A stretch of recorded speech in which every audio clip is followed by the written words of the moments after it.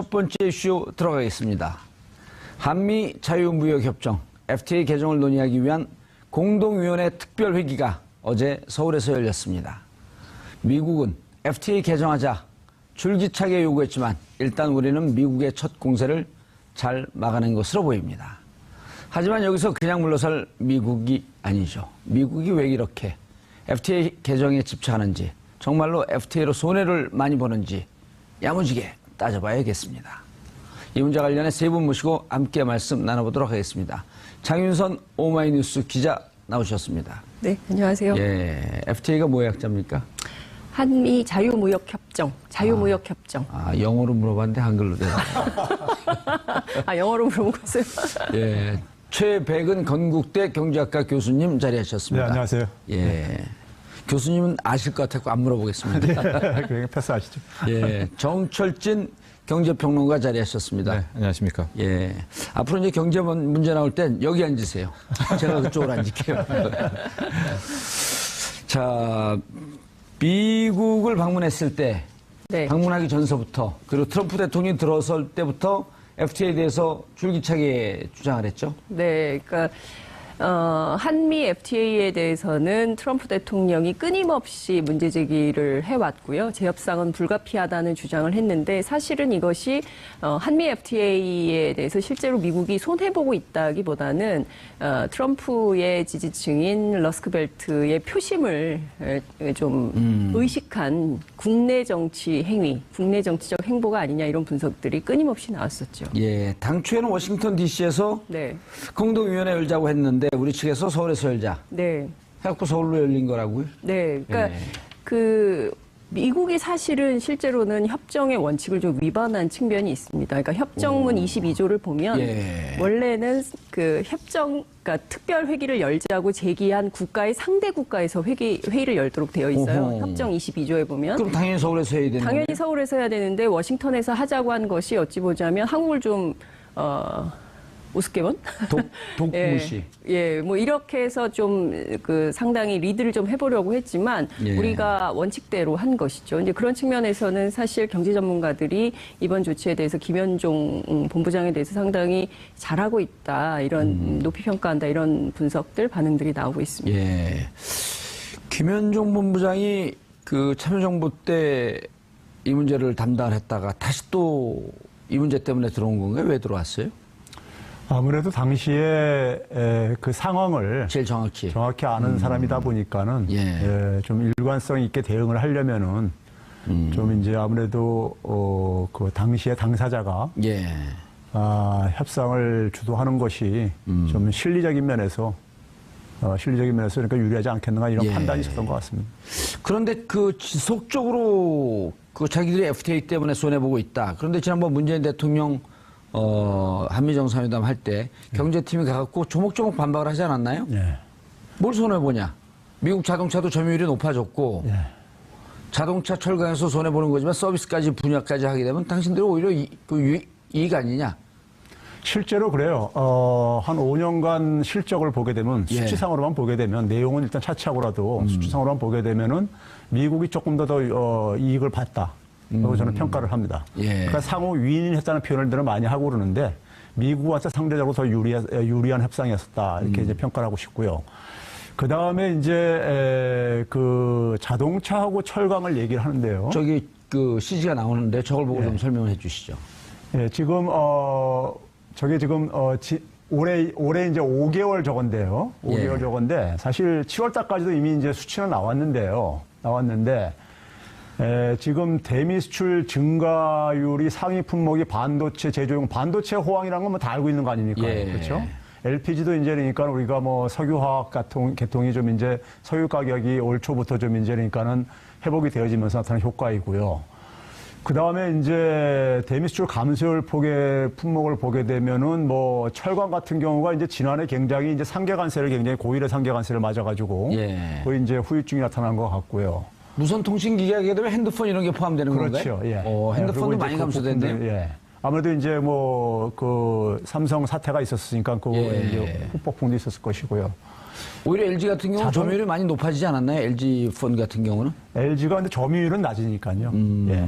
그리고 이제 자동차 같은 경우가 굉장히 이제 급감을 했죠. 자동차를 보게 되면은 지난해에 보게 되면은 2011년 대비해가지고요. 예. 11년 대비해가지고 그러니까 2015년 대비해가지고 물량으로만 보게 되면 한 12% 정도 감소했어요. 지난해에요. 대미 수출이요? 예. 오. 그러니까 그 자동차에 대한 불만을 많이 얘기를 하고 있지만은 사실 예. 그러니까 최근에 보게 되면은 대미 무역 흑자도 이렇게 그 흑자 폭도 감소하는 이런 추세이고 사실 앞에서 이제 그 장 기자님이 말씀하셨지만 이게 정치적인 논리로 이게 트럼프가 추진한 것이다 보니까는 사실 이제 자동차하고 철강이라는 것은 제조업의 상징적인 산업이거든요. 그렇죠. 근데 이제 제조업 일자리가 2000년 이후부터 미국에서 굉장히 큰 폭으로 줄어들었습니다. 거기다 이제 금융위기 때 이후에도 이제 또 한 번 이제 큰 폭으로 줄어들게 되고요. 예. 그러니까 이제 그 2008년, 2009년 금융위기 말씀하시는 거죠? 예. 제조업 일자리를 상실한 이제 그러니까 이 백인 중산층들이라든가 서민층들의 어떤 분노에 기대가지고 선거를 치른 이제 트럼프 입장 속에서는 이걸 이제 선거 전략으로 활용하다 보니까 한미 FTA를 이제 희생양으로 이제 그러니까 이제 거론을 해왔던 것이고요. 그 연장선에서 이제 자동차와 철강을 얘기하고 있지만 사실 미국 자동차와 철강이 가지고 있는 문제는 경쟁력 저하 문제예요. 구조적인 문제입니다. 예. 구조적인 문제인데 이걸 그러니까 인위적으로 지금 그러니까 좀 뜯어 고치겠다고 지금 하는 게 사실은 상당히 이제 무리가 있는 하나의 측면이 있습니다. 예, 정치적인 논리로 접근하고 있다. 정철진 평론가님, 도널드 트럼프 대통령이 FTA에 대해서 한 해 400억 달러를 잃고 있다? 네. 맞는 얘기인가요? 그러니까 가장 핵심이었을 때 400억 달러를 잃었을 수도 있는데 그 수치도 실은 정확한 통계는 아닙니다. 예. 즉 우리가 연간 대미 흑자를 보고 있는 게 그것도 그 분야가 중요한데 상품 수지가 있거든요. 예, 상품 상품 수지. 수지, 서비스 수지 할 때 뭐 실제 예. 말하는 뭐 화학, 철강, 자동차 같은 상품 수지에서 한 대략 30조 원씩 이제 흑자를 봅니다. 그러니까 우리가? 예. 한 뭐 250억 달러, 뭐 예. 300억 달러 이 정도를 벌고 있기는 맞아요. 근데 트럼프가 400억 달러 뺏긴다라는 것은 모르겠습니다. 어디서 나온 뭐 가장 맥시멈 수치를 갖고 왔는지 모르지만 닥치는 대로 얘기하는 거죠. 닥치는 대로 얘기했기 때문에 그거는 이제 믿지 마시고 실질적으로 그럼 우리가 이제 상품 수지에서 벌고 있는 한 235억 달러, 예. 그러니까 한 27조 원, 8조 원을 다 벌고 있느냐? 그렇지가 않아요. 왜냐하면 우리가 무역이라는 것은 서비스 수지, 즉 예. 여행도 왔다 갔다 해야 되고요. 그렇죠. 통신 서비스도 있어야 되고, 금융 보험 거래 서비스도 있죠. 있고 여러 가지가 있는데 서비스 수지로 가면 우리가 한 122억 달러 정도 적자를 보고 있거든요. 그러니까 일단은 한 200억 달러, 233억 달러에서 120억 달러 정도 빼야 되죠. 그 다음에 숨겨진 또 우리 아마 김현종 본부장이 히든 카드 쓸 텐데 우리가 무기를 사옵니다. 그게 한 50억 달러 정도 되거든요. 그러니까 이제 그거 우리가 실질적으로 사오는 거 아니겠습니까? 그러니까 그것도 또 빼야 되지 않겠습니까? 예. 그것도 빼고 오다면 실질적으로 우리가 흑자를 보는 거는 한 40억 달러에서 50억 달러. 정말 우리가 순마진이라고 보면은 그 정도 한 5조 원 정도 남기는 건데 이걸 마치 크게 우리가 많은 것을 가지고 오는 것처럼 트럼프 전형적인 하나의 이제 이 버프를 치고게 되는 거죠. 네. 저 400억 달러라는 수치는요. 예. 사실 그 근거가 없는 거고요. 어제 이제 미국의 무역 대표부가 예. 이제 이제 기조 발제 비슷하게 하면서 얘기한 것이 2배가 증가했다 이렇게 얘기했거든요. 한미 FTA를 통해서요. 무역 적자가요. 그게 이제 바로 뭐냐면은 2011년도에 한 116억 달러 정도 됐었어요. 예. 근데 이제 그게 한 233억 달러까지 이렇게 증가했으니까 그게 딱 2배 정도 되는 이 규모입니다. 예. 그러니까 자국의 그러니까 무역 대표부가 얘기하는 통계 수치하고도 맞지 않는다는 점에서 233하고 116을 합하게 되면은 400억쯤 되네요. 그런 계산. 예. 손해보는 거 이익 보는 걸뭐 2배로 는 걸 갖고 더해놓으면 한 400억이 나오네. 예. 그 200, 그러면은, 이 미국 대표부는 그런 얘기 400억 얘기는 안 했네요. 그렇죠. 한 적이 없죠. 예. 2배 정도 트럼프 늘었다. 혼자서 얘기하는 얘기입니다. 트럼프는 미국 대통령이 아닌가 보죠. 트럼프가 말 수치는 거의 틀립니다. 거의 틀리다고 보면 돼요. 맞았던 게 제 기억으로는 그게 또 전략이라고 자기는 얘기하잖아요. 그렇죠. 일부러 틀린다고 예. 얘기는 하지만 항상 틀려요. 그러니까 안 믿는 게 좋습니다. 미국 측 주장과 그 요구, 우리 측 답변과 역제안. 이걸 좀 정의할 필요가 있을 것 같은데요. 그렇습니다. 이번에 이게 공동위원회 특별회기 아닙니까? 이 자체는 실은 FTA 재개정을 할까 말까고요. 여기에 대해서 뭐 의제 발제 뭐 이런 것들은 이제 안 하는 건데 지금 계속 나오고 있지만 미국 측은 우리 때문에 적자가 2배로 늘었고 자동차 철강에서 크고 자동차 같은 경우에는 멕시코에서 들어오는 거 원산지 검증도 해야 되고 이거 바로 이제 이거 재개정에 들어가야 된다는 쪽이고요.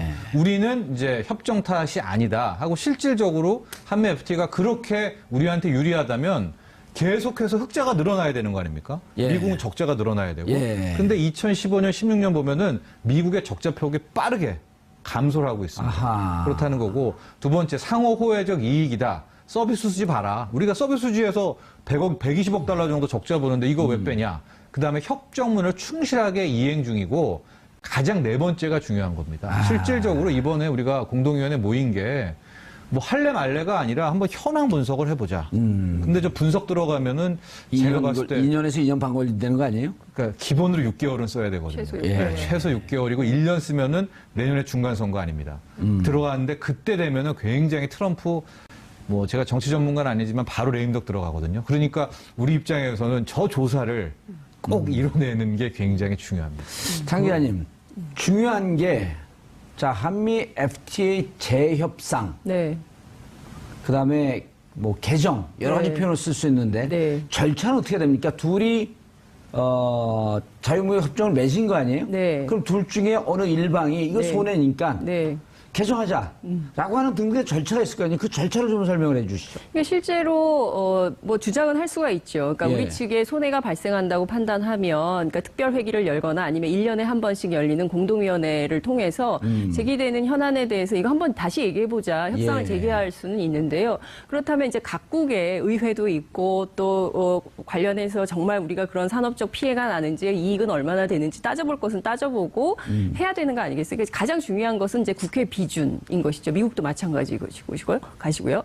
그리고 이제 중요한 것은 이 자유무역 협정의 취지가 상호 호혜 원칙이에요. 그러니까 네. 이를테면 우리가 뭐 자동차 팔아서 돈을 좀 번다고 치면 실제로 쇠고기 분야에서는 굉장히 손해를 보고 농업 분야에서는 굉장히 손해를 보고 그렇지만 우리가 큰 틀에서 국익 차원에서 FTA, 그러니까 자유무역 협정을 맺어서 상호 호혜 원칙에 따라서 경제적으로 윈윈. 그렇죠. 예. 윈윈하는 이런 절차를 밟게 되는 것인데 그럼 오로지 미국에게만 이익인 협정을 우리가 해야 될 이유가 없는 것이고 오로지 한국에게만 이익인 협정을 미국이 할 이유가 없는 것이죠. 따라서 제일 중요한 것은 이번에 이제 재협상을 한다 하더라도 그 내용을 가지고 과연 이것이 적합한가를 예. 국회 비준 절차를 통해서 확인을 하는 이것이 굉장히 중요한 걸로 보입니다.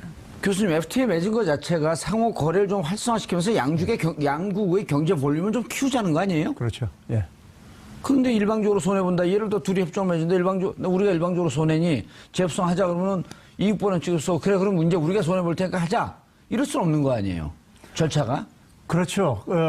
그래서 이제 지금 이제 지난번에 문재인 대통령이 미국에 미국 방문해서 가셨을 한미 때, 정상회담할 예. 때요. 회담할 때도 트럼프는 한미 FTA 개정하기로 했다. 협상하기로 했다. 재협상하기로 했다. 이렇게 예. 일방적으로 발표를 하고 문재인 대통령은 아니다. 그런 합의한 적 없다. 뭐 이런 식의 이제 그러니까 서로 이제 신경전도 이렇게 오고 갔듯이요. 예. 근데 저는 이 점에서 좀 이제 미국이 지금 요구하는 부분들이요. 지금 대개 이제 자동차하고 철강을 중심으로 이렇게 얘기되고 제조업. 있잖아요. 예. 예, 얘기되고 있는데 이 부분을 좀 이제 이 부분에서 미국의 무역 적자 부분을 좀 해소시키려면요. 예. 굉장히 무리한 수단이 동원돼야 돼요. 예. 예를 들면 자동차 같은 경우 보게 되면요. 아마 기억들 하실지 모르겠는데 노무현 정부 때 한미 FTA 협정 이제 사결되고 난 다음에 이명박 정부 들어가지고 후속 2차 협상이 있었었죠. 예. 당시에 이제 자동차 부분을 조금 이제 그러니까 손질을 한 적이 있었어요. 당시에 자동차 부분 손질을 하면서 저는 이제 경제학자로서 굉장히 좀 이제 부끄러운 부분이 있는데, 자동차 부분 이제 손질한 부분과 관련해가지고 어떤 내용이 있었냐면요. 미국의 자동차, 우리가 모든 공산품들은 그 나라들마다 그러니까 공산품의 안전 기준이라는 게 있잖아요. 예. 우리 KS 마크 이렇게 가듯이 예. 소비자가 소비를 할 때니까는 안전이라든가 건강이라든가 이런 기준을 충족시킬 수 있게 이제 하는 게 있잖아요. 사고라든가 이런 부분 예. 속에서요. 그런데 이제 배기량 기준과 관련해서요. 우리가 흔히 이제 이런 생각들을 합니다. 미국에서 만든 자동차가 미국 시민들이 그러니까 탈 수 있는 자동차는 당연히 미국보다 경제 규모가 작은 한국이란 나라에서는 당연히 그 기준이 다 선진국의 기준을 통과한 차니까는 이쪽도 그러니까는 문제가 없지 않겠냐. 문제가 없을 것이다라고 이런 추정을 이제 하죠. 사고가 굉장히 팽배돼 있어요. 예. 그러다 보니까는 배기량 같은 경우 보게 되면요. 우리나라는 굉장히 인구 밀도가 높은 나라입니다. 예. 미국은 굉장히 인구 밀도가 낮은 나라입니다. 그렇죠. 면적이 굉장히 넓고 이제 상대적으로 적은 인구가 이제 분포돼 살고 있기 때문에요. 그러면 상대적으로 자동차에서 나오는 배기량 허용 기준이 아무래도 인구 밀도가 높은 나라가 엄격할 수밖에 없어요. 예. 그렇죠, 당연히요. 그런데 이제 그 배기량 기준을 그러니까 미국에서 통과된 기준을 맞춘 차를 한국에 그냥 팔 수 있게 해달라 이거예요. 그러니까 쉽게 얘기하면요. 이건 사실은 국민의 국가의 주권 문제죠. 건강권까지 침해하는 그렇죠. 거 아니에요. 예. 그거를 그러니까 우리가 그 당시에 연간 2만 5천 대까지 허용을 해줬었는데 이번에 그러니까는 미국이 자동차를 아마 협상을 하면서 이런 부분을 또 그러니까 이제 그 요구할 가능성이 커요. 그러니까 2만 5천 대로 제한하지 말고 그러니까 무제한으로 하자. 그렇죠. 안전기준 면제 범위를 미국 자동차 모든 안전기준 면제 범위를 다 그냥 그러니까 한국에 적용해달라. 이런 식의 요구를 할 가능성이 있는데 이 부분은 사실 굉장히 말이 안 되는 얘기죠. 거꾸로 만약에 한국의 자동차 안전기준을 가지고 미국에서 마음대로 팔게 해달라. 하게 되면 미국 사회가 받아 수용할 수 있겠냐 이거예요. 이건 불가능한 얘기죠. 우리 안전 기준이 어쨌든 조금 더 엄격한 건 아닌가요? 아, 그렇진 않죠. 왜 그러냐면 관련해서? 우리가 이제 운전석 같은 경우도 사람의 체형에 따라 틀릴 수 있고 그러기 때문에 공산품이라고 미국 해가지고 스타일로 바꿔줘야 되는 거죠? 그렇죠. 직접 팔아먹으려면. 그럼 미국 소비자한테 적합하게 이제 상품을 만들어서 팔아야 되는 거죠. 당연히 여기에 그러니까요. 그런 것들인데 이제 그런 부분들을 이제 그러니까는 요구해가지고 이게 이제 그러니까는 요구하지 않으면은 이게 해소되기가 굉장히 어려운 부분이 있어요. 그럼 그럼에도 불구하고 미국에서 왜 이런 이제 그러니까는 주장을 하고 있냐 보게 되면요. 어저께 이제 무역 대표부가 얘기한 거하고 굉장히 심플하게 얘기했습니다. 두 가지를 얘기했는데 지난 그러니까 한미 FTA를 통해 가지고 무역 적자가 2배가 증가했다. 2배 증가했다. 그렇기 때문에 조속한 시일 내에 재협상 했으면 좋겠다. 예. 이걸 요청을 하는 걸로 이걸로 끝냈어요. 예. 우리 측은 거기에 대해서 그러니까 구구절절히 이렇게 뭐 설명을 하면서 예. 반박을 이렇게 이제 식으로 이제 했는데 제가 볼 때는 이 부분을 미국은 경제적인 논리로 이걸 풀려고 하는 것 같지는 않아요. 그러니까 문재인 대통령이 한미 정상회담 가가지고 6월 30일 날 한미 정상회담 공동회담에서 나왔던 얘기가 뭡니까? 한반도 문제에 있어서 그러니까 운전석을 우리가 갖겠다. 예. 그러니까 트럼프는 뭐라고 했냐면 계속해서 딴청 부리면서요. 한미 FTA가 불공정한 거다. 이런 얘기 했었어요. 예. 그리고 8월 초에 이제 문재인 대통령이 휴가 돌아와서도 똑같이 마찬가지로 한반도에서 전쟁은 그러니까 있을 수 없다. 뭐 이런 식으로 얘기를 하니까는 예. 트럼프가 또 마찬가지로 한미 FTA 좀 재협상해야 된다. 이런 얘기를 했어요. 그러니까요. 동문서답식으로 이렇게 그걸 주고받았습니다. 서로 각기 다른 내용을 그 하면서 얘기는 둘이 대화가 되고 그 있었네. 얘기는 결국 뭐냐면은 예. 한반도 안보 문제를 가지고 아하. 안보 문제를 가지고 그러니까 한미 FTA를 그러니까 니네들이 좀 양보를 해달라. 예. 무역 적자를 좀 그러니까 축소시키는 부분을 그러니까 좀 해결해달라. 이 부분을 지금 관철시키려고 하는 이제 의도가 있지 않는가 저는 이렇게 생각합니다. 예. 정철진 평론가님. 그러면은 이제 지금 어제 1차 회담하고 지금 회담 계속 진행이 되는 건가요? 일단 종료됐죠. 일단 끝났죠. 종료됐고. 네, 각종 이제 입장을 했고 그 다음에 미국에서 뭔가 통보가 와야 되는데 그때까지 우리 이제 기다리고 있어야 됩니다. 그리고 오고 만약에 우리가 그 재협상에 대해서 동의할 수는 없잖아요. 네. 동의 안 하면 어떻게 되죠? 계속해서 기다리는 거죠. 그쪽에서 협정을 계속하게 되는 겁니다. 거기서 카드가 오면 또 하고. 그러니까 거기에서도 마지막에 쓸 수 있는 게 두 가지인데 하나는 그쪽에서 폐기 처분하겠다. 폐기는 실은 양국 중에서 하나만 말하면 즉시 폐기가 가능하거든요. 거기 가능한. 근데 바로 폐기한 카드는 없지 않겠습니까? 그러니까 두 번째 카드가 폐기하려고 해도 미 의회에 가야 됩니다. 예, 인준 네. 비준을 받아야 되는 예. 거 아니에요? 근데 미국 의회에서는 심지어 공화당조차도 잘된 협상이다. 네. 네. 민주당도 말할 것도 없고요. 이게 우리 국회랑 미 국회도 똑같은 게요. 그러니까 미 의회 하원 중에 케빈 브래디 의원이라고 텍사스 쪽이거든요. 공화당입니다. 예. 근데 케빈 브래디는 오히려 한미 FTA가 좋았다라고 얘기를 해요. 텍사스는 그 미국 농업이잖아요. 그러니까 예. 그쪽에서도 이 각자의 분야에 따라 러스밸리 쪽, 그 다음에 농업축산업 쪽, 서비스가 집중된 쪽, 다 의회에서 다른 목소리를 내고 있고 더 중요한 것이 한미 FTA 최종 도장을 찍은 게 누굽니까? 우리 국회. 그쪽은 미 의회입니다. 그러니까 이걸 재수정한다는 자체가 현실적으로 미 어렵다. 의회를 엄밀히 말하면 그 오소독스, 그러니까 그 권위를 스스로 좀 무시하는 측면이 있기 때문에 의회도 이게 굉장히 좀 망설여지는 겁니다. 그럼 또 미 의회에서는 그 트럼프를 일단 좀 무시하는 경향이 있잖아요. 그건 뭐 알 수는 없지만 어쨌든 아니, 어쨌든 공화당에서도 의견이 예. 나눌 정도로 탄핵 여론이 이게 어쨌든 지금 40%를 돌파해서 네. 이게 어떻게 될지 모르는 상황인데 그리고 한미 FTA라고 하는 것은 정말 그쪽에서 경제 전문가들이 있을 거 아니에요. 의원들 중에서도 다 따져보면 이것이 양국의 경제에 상호 도움이 되었다? 아주 그 모범적인 FTA다 이런 평가들이 나오고 있는 거 아니에요. 그리고 최근에 인종주의 때문에 더 입지가 줄어들지 않았습니까? 예. 그래서 최근에 월스트리트저널 자체도 한미 FTA를 뭐 재수정할 때 잘 따져보자. 즉 이게 철강 자동차만 미국에 있는 게 아니다. 당연히 농업도 있고 서비스 분야도 막대한데 이거를 걷어들이려고 미국 전체를 다시 한번 뒤흔든다는 게 이건 다시 한번 생각해봐야 이런 여론이 지금 생성되고 그러니까 있는 실제로 겁니다. 그 미국 의회뿐만 아니라 wendy 커틀러라고 저희 한미 FTA 협상 당시 수석 대표를 했던 사람도 뭐라고 얘기를 하냐면 그분은 지금 뭐예요? 웬디 지금은 커틀러요. 뭐 하고 있죠? 웬디 커틀러 전 수석 대표를 했던 이렇게 훅 것밖에. 들어가면 다 몰라요. 네, 그러니까 지금은 잘 웬디 모르겠네요. 커틀러하고 친하세요? 아니, 안 친하죠. 만나본 적도 없습니다. 근데 이제 무슨 얘기를 하고 싶냐면 계속 트럼프가 무역 적자 얘기를 하고 있는데 실제로는 한미 FTA 탓이 아니라는 거예요. 그러니까 글로벌 경기가 침체된 원인이 그 얘기 많이 굉장히 크다는 나왔었죠. 것이죠. 예. 근데 이게 그러니까 한국에서 주장하는 것이 아니라 미국 사회 내 미국 의회도 그렇죠. 그리고 이제 실제로 당시에 그 협상을 주도했던 수석 대표였던 웬디 커틀러도 그런 얘기를 하고 있죠. 그렇기 때문에 이게 불리하다, 재협상을 해야 된다 이렇게 주장하는 것은 오로지 트럼프와 트럼프 행정부 관료들 뿐이라는 거죠. 이게 이 FTA 구조를 제가 좀 말씀드리고 싶은 게 있는데요. 맞아요. 그런 게 중요해요. 예, 미국이 우리가 흔히 생각할 때 FTA 하게 되면 되게 우리가 경제 규모가 큰 나라라고 할수록 경제적 효과가 크다고 우리가 이렇게 대충 교과서에 돼 있습니다. 예. 그런데 미국이 FTA를 맹진 나라들을 우리나라 시청자들이 얼마나 알고 있는지 모르겠지만요. 예. 미국이 FTA를 체결한 나라들과는 공통점이 있어요. 중남미, 아메리카 대륙에 주로 많이 포진되어 있고요. 예. 그다음에 아시아에서는 이쪽 동아시아에서는 한국하고 싱가포르가 돼 있고요. 일본도 기숙사만 계속했었죠. 예. 그다음에 이제 그 선진국가 안 하는 이유는 제가 잠시 말씀드릴게요. 그다음에 중동 지역에 이스라엘, 요르단, 모로코 정도가 되고 있고요. 이 정도입니다. 그럼 이들 나라들 공통점이 뭘까요? 지금 뭐 정치하시니까는 이 공통점 안 보이세요?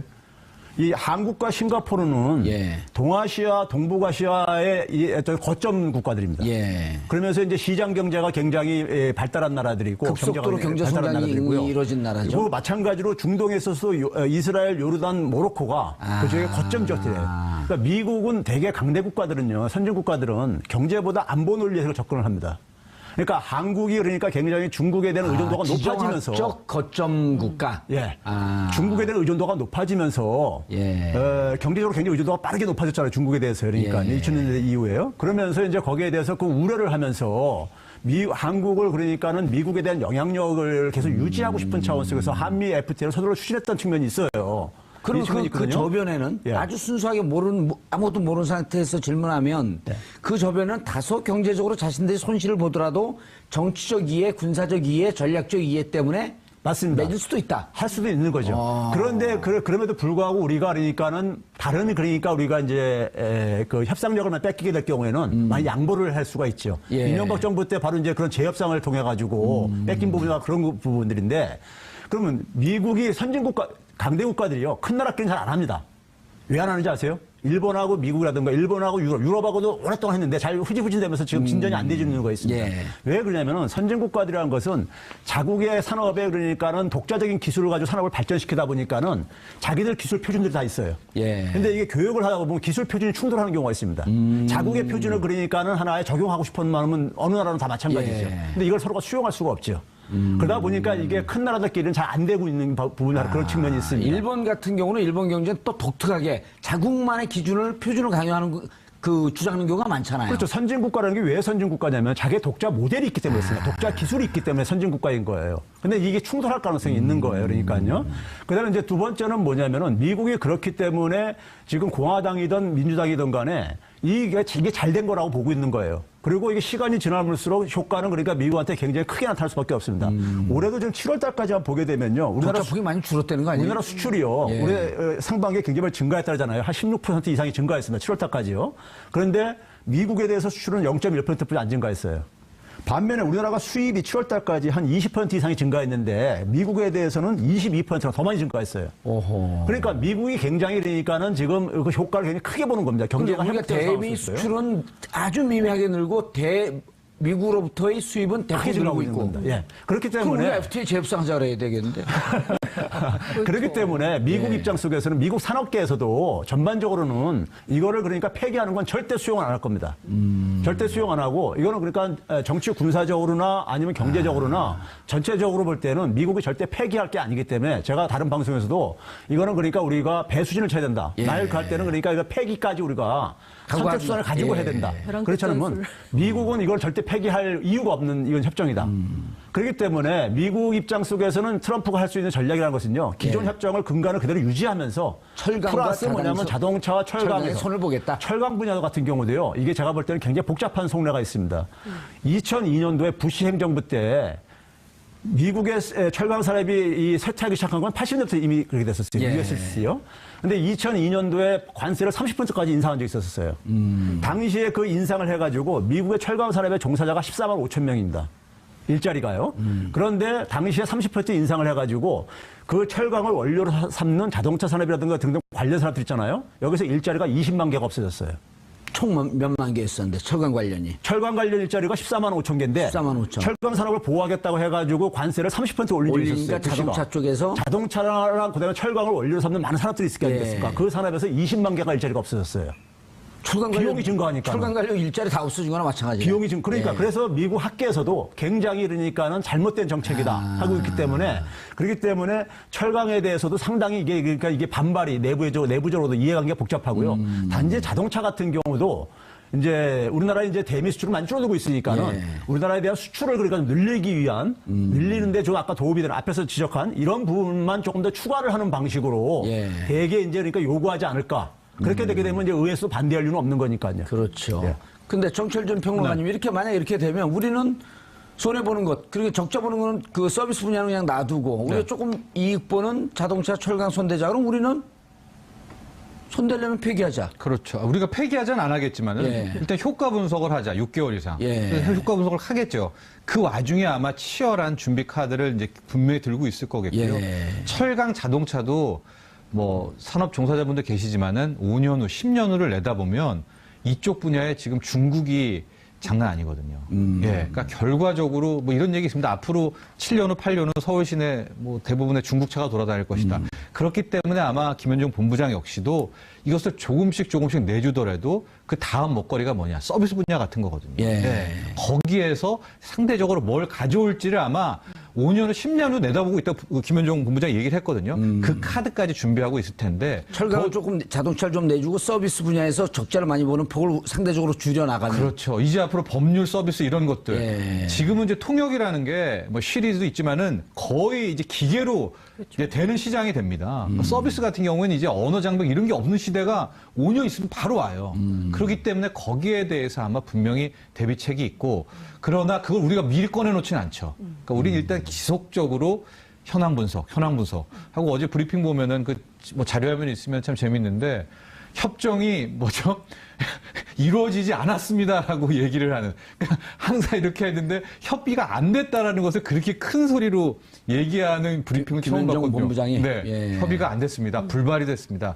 우리 입장에서는 이렇게 좀 불발이 되는 게 일단은 긍정적인 거죠. 그렇다고 한다면 일단 미국의 서비스 산업 종사자들은 또 자동차하고 철강을 내주고 네. 서비스 분야에서 우리가 적자 그 흑자를 좀 나간다고 한다면 그렇죠. 그런 재협상을 할 카드를 우리가 들고 나온다면 그쪽에서도 반발할 거 아니에요. 그쪽 이익단체, 미국 이익단체는 우리보다 더 진짜 장난 아니거든요. 이게 들어가는 것이. 그러면 그쪽에서 또 반발이 있겠고, 그럼 거기에서 불협화음이 나오고, 아마도 이런 몇 수를 내다보면서 일단 묵직하게 끌고 가려는 예. 전략인 것 같습니다. 실제로 미국은 로비스트가 굉장히 활성화되어 있기 때문에 예. 이익단체 간의 첨예한 갈등이 일어날 가능성이 굉장히 높고요. 더 중요한 문제는 그러니까 법률뿐만 아니라 그 서비스 시장을 개방하는 것도 사실 미국에서도 생각하고 있는 카드인 걸로 좀 예. 얘기가 되고 있고요. 뿐만 아니라 농산물도 사실 우리가 쇠고기 굉장히 농산물 타격을 리그이죠. 많이 받았는데 농산물 분야에 있어서 이제 추가 개방을 요구할 가능성도 있고요. 그리고 우리 측에서는 반드시 이것은 안 된다, 말도 안 된다라고 하지만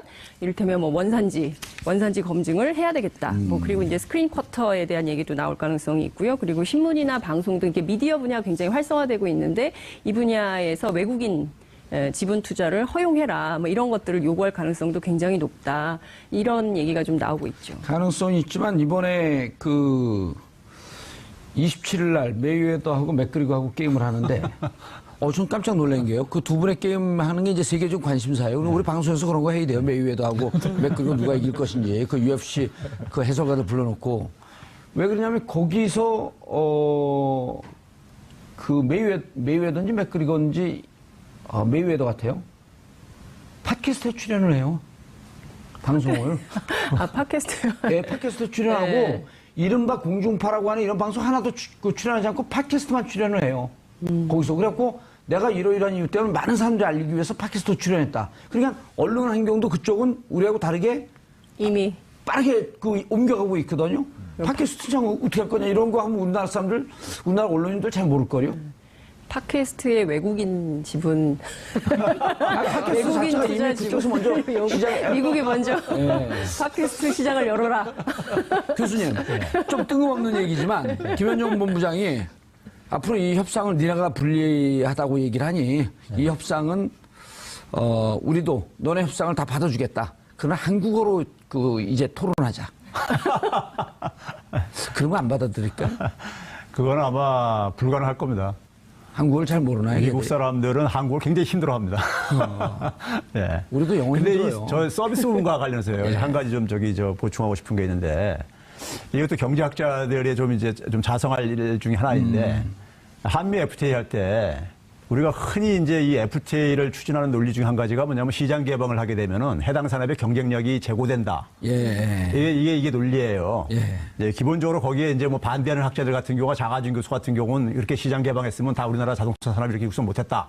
이렇게 이제 얘기하는 논리들이 있는데 하여간 당시에 이제 미국에 대해서 서비스 시장 개방을 이제 하면서 우리의 경쟁력이 올라가서 같이 경쟁할 수 있게 된다. 예, 그렇죠. 우리나라 이제 서비스 부분이 이제 굉장히 이게 키워야 되기 때문에 서비스 부분의 경쟁력을 강화하려면은 시장 개방을 해야 된다 이렇게 얘기를 했거든요. 예. 그런데 서비스 시장 개방할 때 보면요. 서비스라는 게 보게 되면요. 고부가 가치 서비스도 있지만은 굉장히 저부가 가치 서비스도 굉장히 많아요. 우리나라 같은 경우가 대부분 저부가 가치 서비스 부분이죠. 예를 들면요. 그러니까 뭐 쉽게 말해서 학생들이 편의점에서 아르바이트 하는 거 다 이게 다 서비스고 택배도 다 서비스고요. 예. 다 서비스들이라고 그러니까 뭐 택시 드라이버 운전사도 서비스 부분이고요. 예. 그렇죠? 그런데 이제 우리가 대개는 법률, 의료, 교육 이런 부분, 금융 이런 부분만 가지고 얘기했는데 근데 서비스 부분을 개방을 하려면요. 다 해야 되는데 왜 고부가 가치 서비스 부분만 개방을 해야 되냐 이거예요.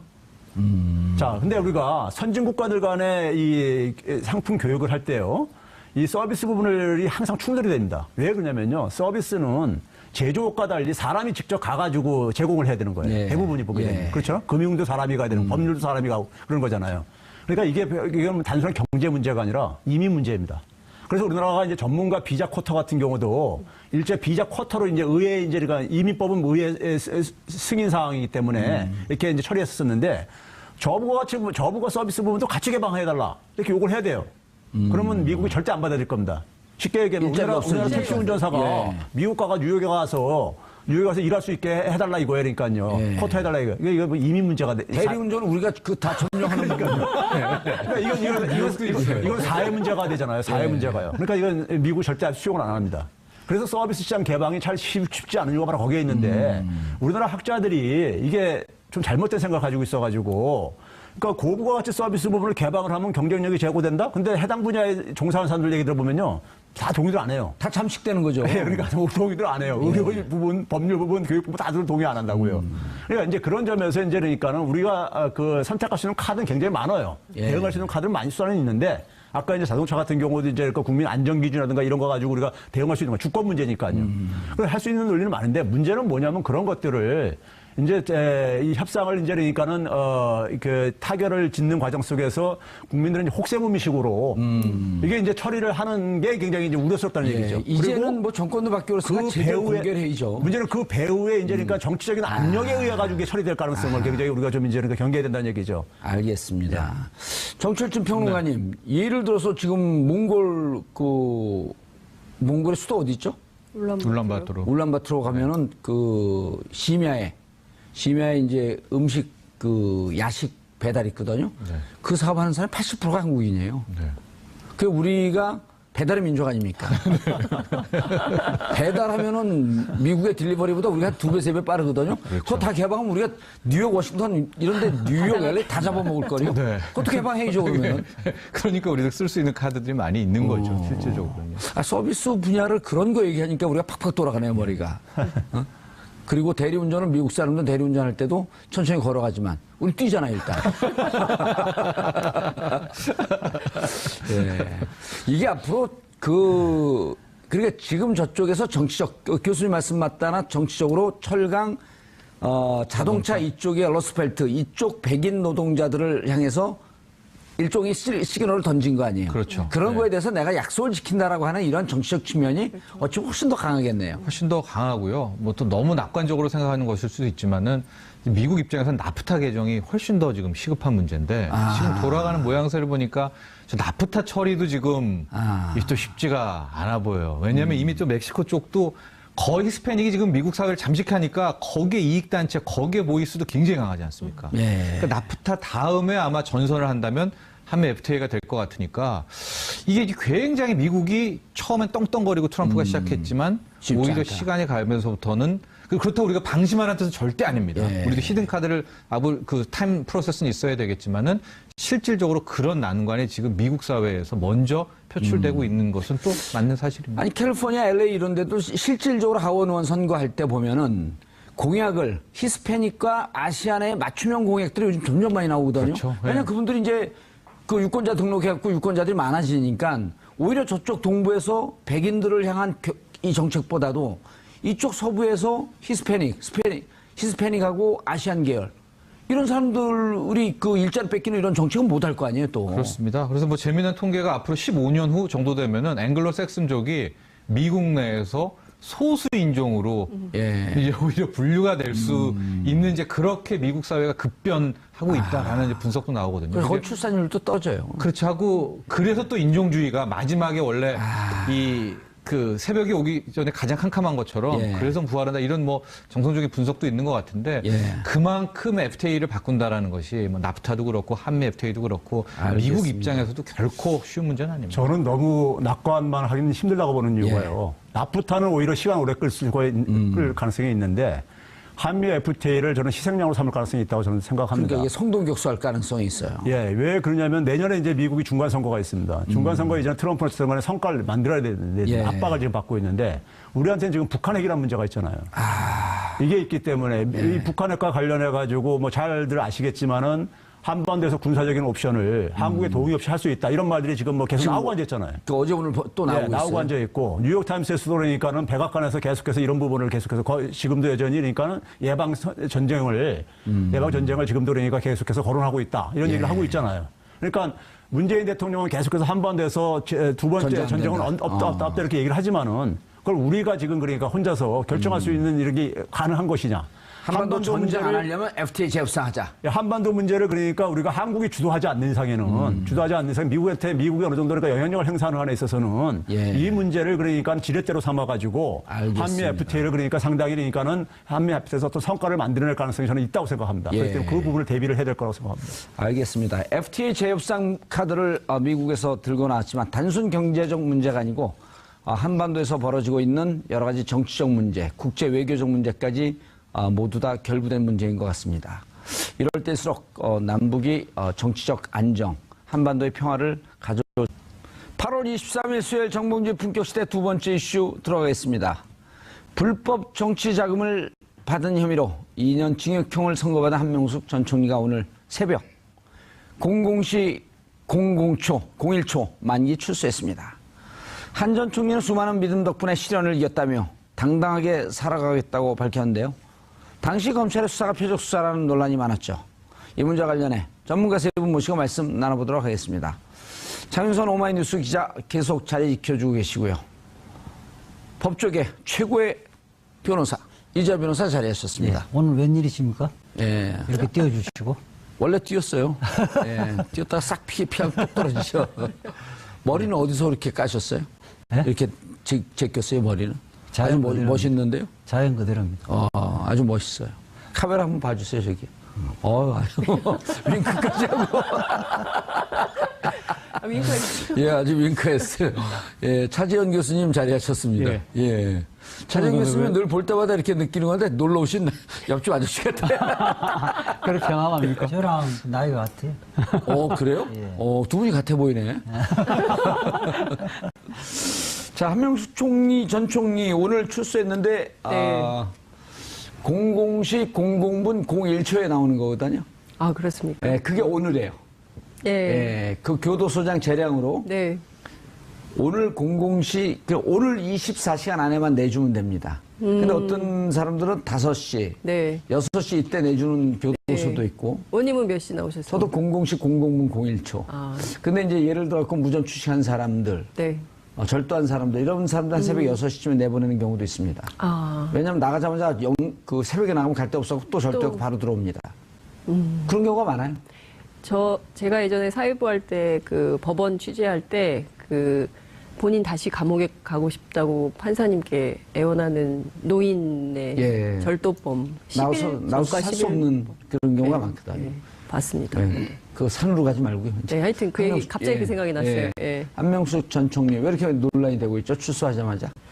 출소하자마자 논란이 되는 핵심 이유는 사법개혁인 것 같습니다. 물론 이제 앞으로 이재화 변호사님 말씀하시겠지만, 이게 여야가 정확하게 엇갈리는 입장이 나오고 있습니다. 그러니까 여당에서는 굉장히 억울한 옥살이었다 이런 얘기가 나오고 있고요. 야당에서는 그 사법부 전체를 뒤흔들려는 것이냐, 특히 이제 추미애 대표 발언 때문에 예. 기소도 재판도 잘못됐다 이 발언 때문에 이제 그런 입장이 나오고 있는 건데요. 여러 가지 의혹들이 계속 있어 왔었어요. 그리고 한명숙 전 총리는 굉장히 그 본인의 죄에 대해서 무죄를 주장을 하고 있었고 검은 상복을 입고 이제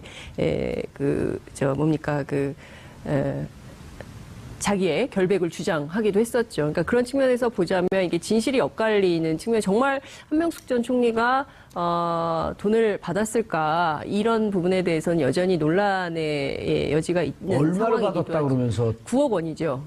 9억을 받았대요? 라고 한만호 예. 한만호 씨가 주장을 하고 있는 1심에서 거죠. 주장할 때 2심에서 이 반복을 말을 했잖아요. 바꿨죠. 말을 바꿔서 자기는 돈을 건넨 적이 없다. 그래서 이제 1심에서 무죄를 받고 이제 2심에서 이제 검찰의 수사 과정에 대해서는 이제 이재화 변호사님 말씀을 하시겠지만 어쨌든 그 진실의 논란은 끊임없이 있어 왔는데 이 2년 실형을 받은 것을 그냥 받아들이셨거든요. 예. 그래서 그 당시에 이제 당시는 여당이죠. 그때는 새누리당이고 지금은 자유한국당이 된 어떻게 저걸 받아들였지?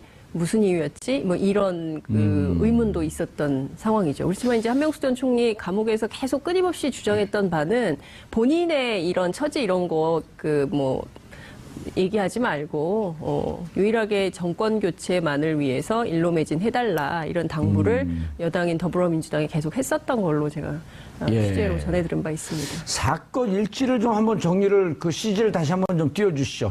처음서부터. 예.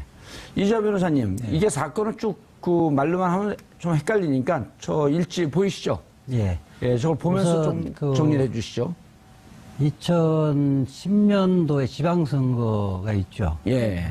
한명숙 총리가 민주당 서울시장 서울시장 후보로 갔는데 그때 그 대한통운 예.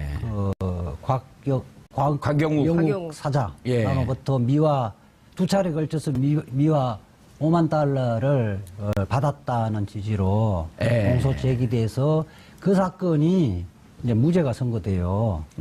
곽 전 사장은 한명숙 전 총리에게 미화 5만 달러. 그럼 우리 돈으로 하면 얼마죠? 한 5천만 원, 6천만 원쯤 되죠. 네.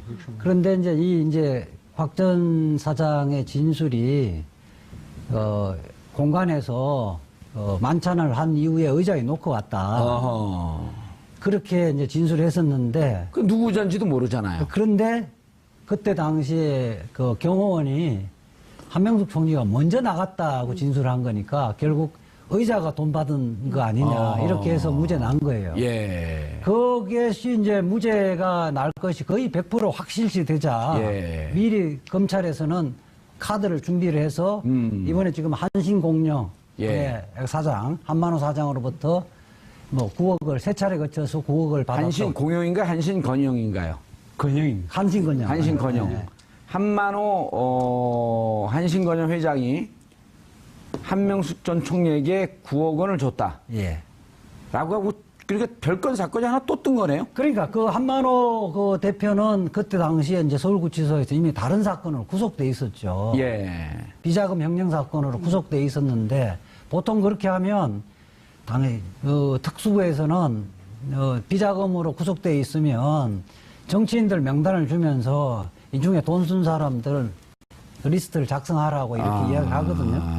그것이 이제 필요한 경우에는 예컨대 제가 경험한 거는 한 3년 전에 이게 진술서를 받아놓은 것 같고 타이밍을 잡아서 이렇게 그 부분을 이제 기소를 수사를 하고 그러기도 하거든요. 이게 이제 대표적인 표적 사건인데 그게 이제 이게 다른 사건을 수사하다가 자연스럽게 그 진술이 나와서 수사한 것이 아니라 1차 수사에서 무죄가 확실시 되자 이거 정치보복이라고는 비난을 면치 못할 거 아니에요. 예. 그걸 만회하기 위해서 수사를 했다는 거예요. 1차 수사는 특수 2부에서 수사를 하고 이번 그 한만호 그 한신건영 사장으로부터 9억을 받았다는 부분은 특수 1부에서 수사를 하거든요. 특수 2부에서 무죄 나왔고 특수 1부에서 이제 다시 저걸 보면은 2010년 7월 20일 예. 9억 원 수수 혐의로 한 의원 불구속 기소를 했네요. 네. 검찰이. 예.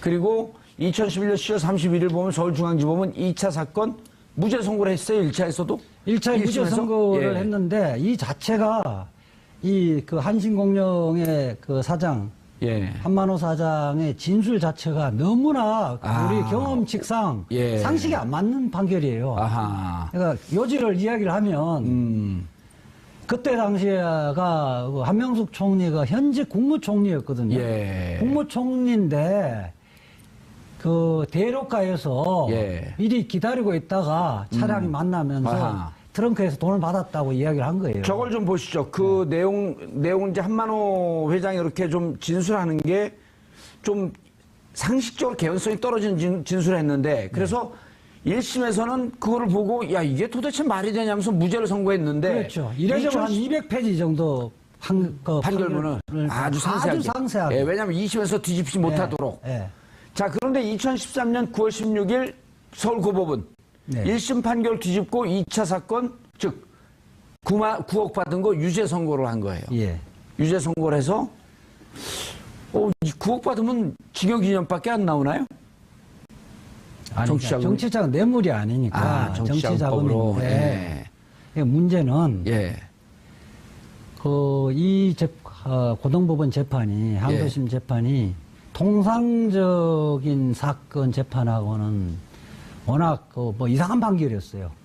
그러니까 한만호를 1심에서 정인신문 했잖아요. 예. 항소심에서 의심이 있으면 다시 불러서 의문점에 대해서 신문을 한 이후에 심정을 형성해야 되는데 예. 그게 직접주의라는 거예요.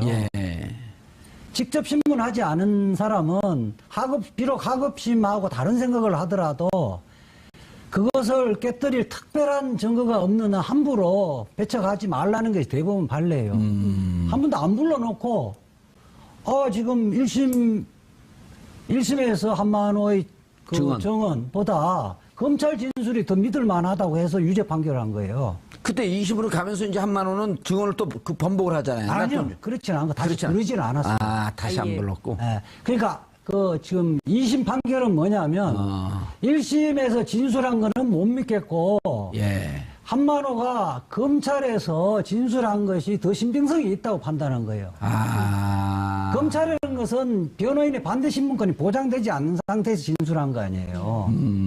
하지만 법원에서는 변호인의 반대 신문권이 보장이 되고 예. 그리고 그 검찰 내에서의 진술보다도 그 공판 중심주의가 되면 법정에서 얘기한 게 훨씬 더 신뢰성이 높아지는 거 아니에요.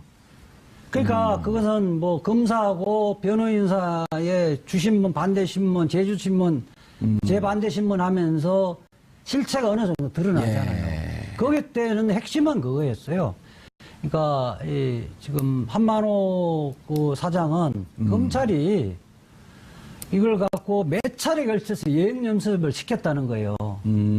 그래서 뭐 처음에는 3억을 줬다고 세 차례 걸쳐서 진술해라고 했다가 중간에 이거 너무나 이상한 거 아니에요. 3억 나눴다 하면 자기적인 냄새가 나잖아요. 4기억 3억을 줬다고 진술하라 이랬다가 뭐 예행연습하고 갖다 헷갈리니까 그러면 3억으로 진술하라. 외우기가 쉬우니까. 예, 그다음에 이게 이제 뇌물 사건에서 가장 중요한 부분은 피고인이 방어권 행사하려면 그 당일날 알리바이를 증명하는 것이 가장 쉬워요. 그런데 이제 검찰은 이런 경우에는 표적 수사를 할 때는 어떻게 장난을 치냐면 뭐 매달경 이렇게 이야기해요. 그럼 30일 동안 현장 부재 증명을 한다는 게 굉장히 어렵잖아요. 그런데 진술에 보니까 변호인들이 보니까 주중 맑은 날에 줬다고 이야기를 해요. 그런데 변호인 보니까 그달 따라 비가 온 날들이 많으니까 흐리고 빛나 다 제거를 하다 보니까 주중에 맑은 날이 없었던 거예요. 그게 1심 판결문에서 내용이 다 있거든요. 항소심 판결문에 어떻게 됐냐면 토요일 날에 받았을 가능성도 배제할 수 없다고 했는데 토요일은 우리가 주중이라고 그러잖아요. 그렇죠. 주말이죠. 그 다음에 또 하나 재미있는 게 현직 국무총리가 현직이었어요 그때? 그렇죠. 국무총리가 그 사람 돈 갖고 온다는 걸 알고 대로가에 차를 주차를 해놓고 차가 운전을 해서? 그렇죠. 그랬다가 뒤로 이렇게 대놓으면서 트렁크를 열어서 트렁크에 받아갖고 갔다는 거예요. 주중 맑은 날에. 후진으로 이렇게 차를 뒤를 내갖고. 그러니까 그거 대로예요. 그 국무총리의 얼굴을 모르는 사람은 없잖아요. 근데 후진을 갖고 트렁크를 맞댔다는 거예요, 대로에서? 그러니까 뒤에 이제 먼저 한 총리의 차가 와 있었고 그 뒤에 대갖고 그렇게 트렁크를 열고 줬다는 게 이게 상식에 맞는 거예요. 그러니까 두 사람이 아주 비정상적이고 합리적 행동을 하지 못하는 사람이어야 이게 가능한 거 아니에요. 그런데 저는 고등법원 판결 뭐 이렇다 하더라도 저는 더욱더 문제가 있는 것이 대법원에서 이게 누가 보더라도 냄새가 나는 판결 아니에요. 이걸 바로 잡지 못하는 것이 우리나라의 대법원의 현주소라는 거예요. 알겠습니다. 이재 변호사님. 차지원 교수도 나오셨거든요. 혼자 뭐 오늘 끝을 내려고 그래? 좀 이따 이야기하겠습니다. 20분 만에 드디어. 차 교수님, 그래도 이게 어찌 보면 또 불로소득이잖아요. 얘기 쭉 들어보고. 그래도 밥값으로 해야 되는데. 그러니까 시청자들께서 뭐라고 하시겠습니까? 저 불로소득도 개내라 이렇게 알겠습니다. 개내라. 근데 아까 우리 앵커에서 말씀하실 때 팩트가 하나 틀린 게 있어서 지적을 하겠습니다. 오늘 한명숙 전 총리 오늘 출소는 새벽 5시에. 새벽 5시에 했어요? 공공시간이고. 그럼 미리 통보를 주는데, 그거를? 통보를 주는데, 오늘 새벽 5시로 아마 통보를 받았던 모양입니다. 그렇기 때문에 오늘 그 더불어민주당 의원들이 많이 나왔지 않습니까? 5시 맞춰서 다 나왔습니다. 저는 어차피 12시도 못 갈 것 같아갖고, 이 방송 때문에 전화 물어보지도 않았어요. 그리고 당에서 안 알렸죠, 저한테는. 그렇습니다. 왜냐면 제가 카메라가 저만 비치니까 의원들이 싫어해요, 그걸. 그 5시. 그거 지적하려고 이제 끝난 거예요? 한참 미뤘습니다. 근데 저는 사실 대법 개혁이라고 하는 얘기를 하니까 딱 이게 오네요. 왜 이게 지금 논란이 됐나 이걸 지금 물어보니까 20분 만에 아직 정답이 없었고 그쪽으로 넘어간 거거든요. 대법 개혁 문제 때문에 한명숙 총리의 이 재판은 의미가 있다. 그렇죠. 사실 대법원에서 전원 합의체에서 이 판결이 났었거든요. 그래서 이것도 부판결이 아니라 전원 합의 판결이에요? 전원 합의체입니다. 전원 합의체 판결인데 유죄가 났던 부분 중에서 이제 지금 나머지 3억 초반에 3억 말고 나머지 6억 받은 부분까지 다 해서 총 9억 받은 것 중에 그러니까 나머지 6억 부분에 대해서는 이제 의견이 엇갈립니다. 3억 받은 뭐든 그 중에 1억 5천인가는 전원 유죄로 판결을 했지만 나머지 그 6억 부분에 대해서는 그 의견이 엇갈리는데 그 8대5로 의견이 엇갈립니다. 8대5로 의견이 엇갈리는데 그러면 소수 의견으로 그 이야기했던 무죄라고 이야기했던 그 6억 부분에 무죄라고 이야기했던 판사들이 무슨 논리를 이야기했느냐. 첫 번째는 그겁니다. 이 한만호가 그러니까 전 회장이 그러면 자기가 그러면 그 이 비자금 불분명 용처를 밝히지를 못하면 행령의 혐의를 뒤집어 써야 되거든요. 그러니까 예. 맨 처음에 1심에서 그러니까 경찰 진술에서 한명숙 총리한테 3억 줬다고 했지 않습니까? 예. 그러고 나서 1심 재판에서 말을 뒤집거든요. 내가 출줄 안 했다. 그럼 그 3억에 대한 용처 어디 썼느냐? 그 비자금을 가면 자기가 용처를 밝히지 못하면 거기에 대한 행령죄를 뒤집어 써야 돼요. 그럼에도 불구하고 1심에서 자신의 진술을 번복한 이유가 뭐냐? 그 양심의 가책받아서 한 거 아니냐? 그럴 수가 있다는 것이죠.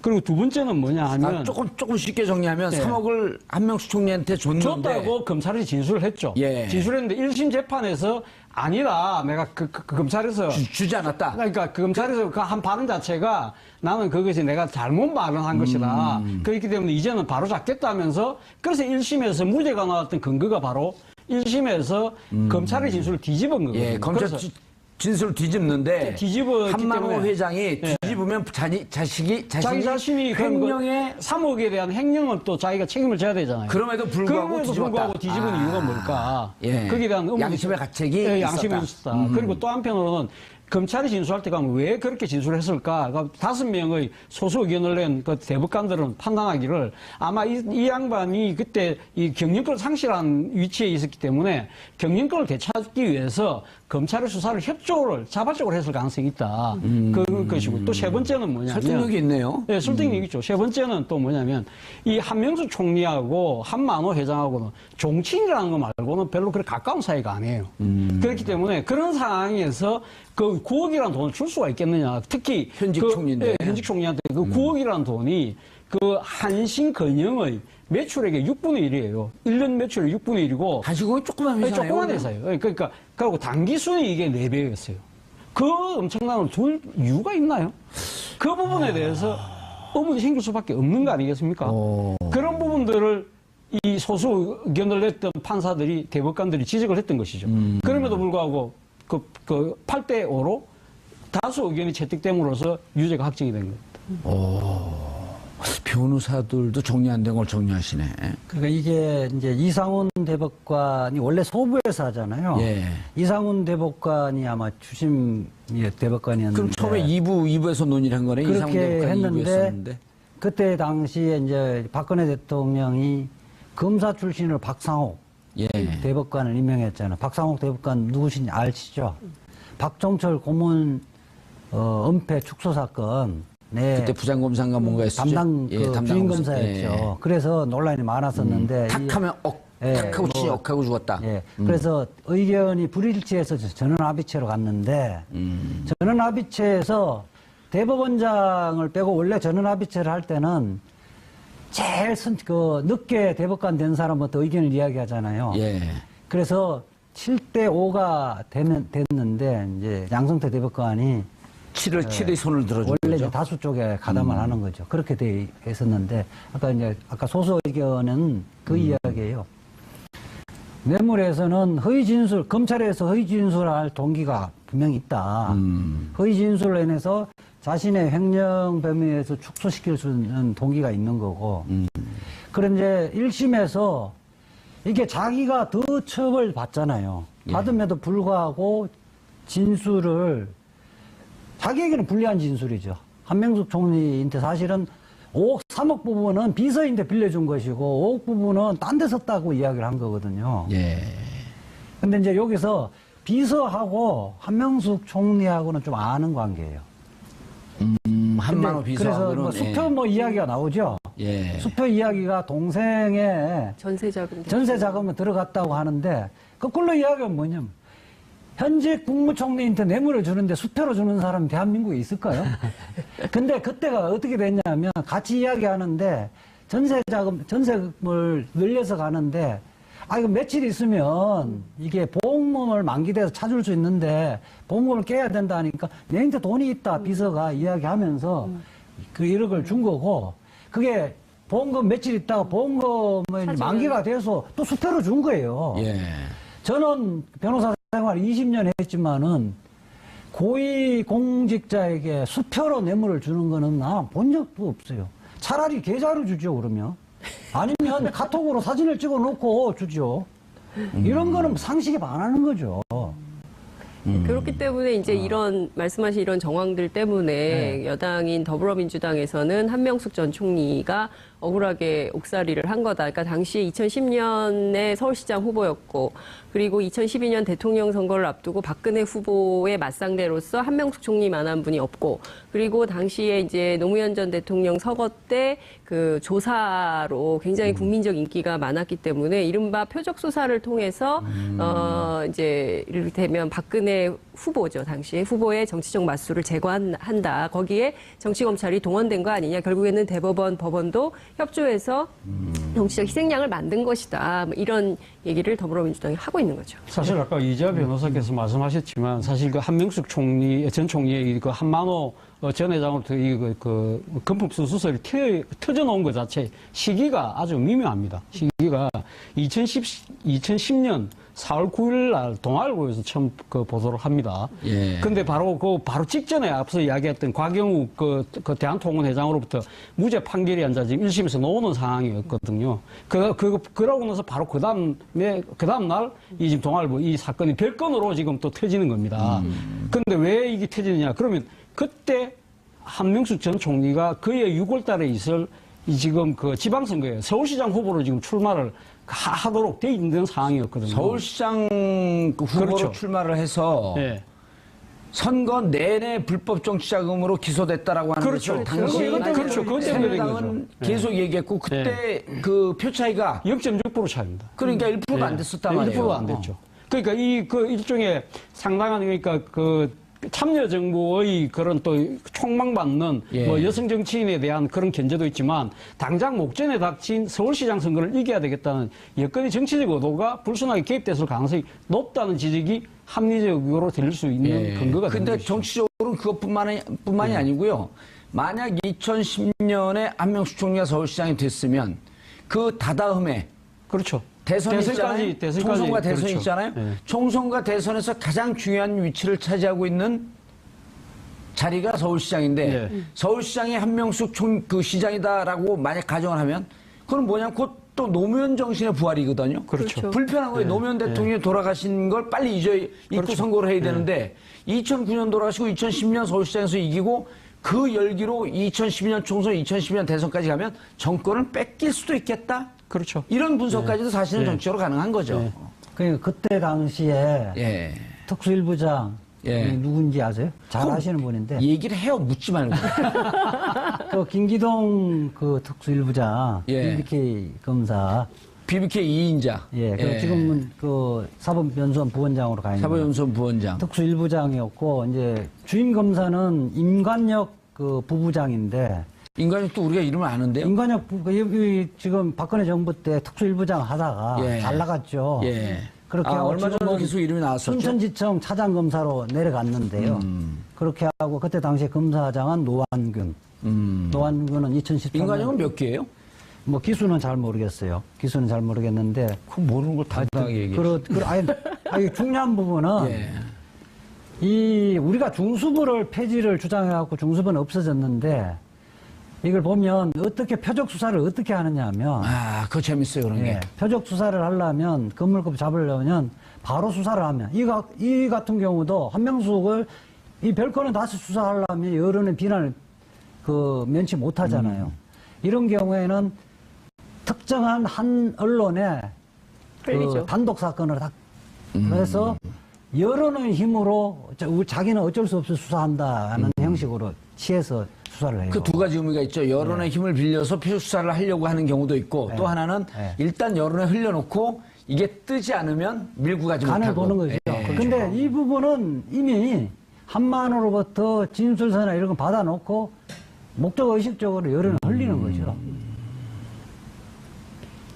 근데 사실 최동욱 전 검찰총장 사건도 비슷한 그렇죠. 것이었죠. 최동욱 검찰총장의 혼외자 문제는 조선일보에서 제일 먼저 보도했고요. 그렇죠. 예. 사실 그런 사건은 저 어디 무슨 휴지통 이렇게 조그맣게 써도 사람들이 어머 그랬어 이러면서 다 찾아볼 기사인데 예, 일면 그걸 톡. 조선일보가 일면 톱에 지난번에 올렸죠. 발언한 거 똑같이 또 하시네. 그랬었나요? 예. 아, 죄송합니다. 아니, 왜냐면 그 생각이 너무 분명하기 예. 때문에. 그러니까 이제 이런 식의, 음모 이런 거에 언론이 자꾸 동원되는 기재가 되는 게 좀 슬프죠. 아니 기자시기 때문에 정확히 알지만 이런 네. 경우 같은 경우는 표적 수사 네. 그리고 이런 기자 단독 특종이게 되면 언론과 함께 플레이를 해나가는 거 아니에요?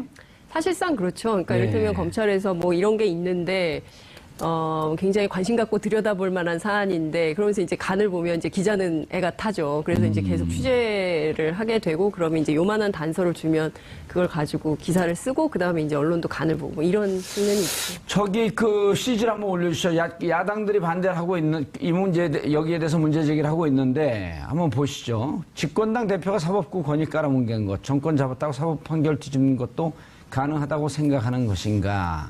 자유한국당 지금까지 사법부가 어떤 판결을 내렸는지 그리고 양승태 대법원장이 13,000개의 임명권을 갖고 판사들 어떻게 옥죄었는지 이런 건 잘 생각하지 않는 것 같은데 바른정당 여당 지도부가 상권 분립을 무시하고 대법원 판결을 부정하는 것인 만큼 우선을 밀 수 없다. 자, 여기까지는 괜찮은데요. 다 충분히 나올 수 있는 논평이죠.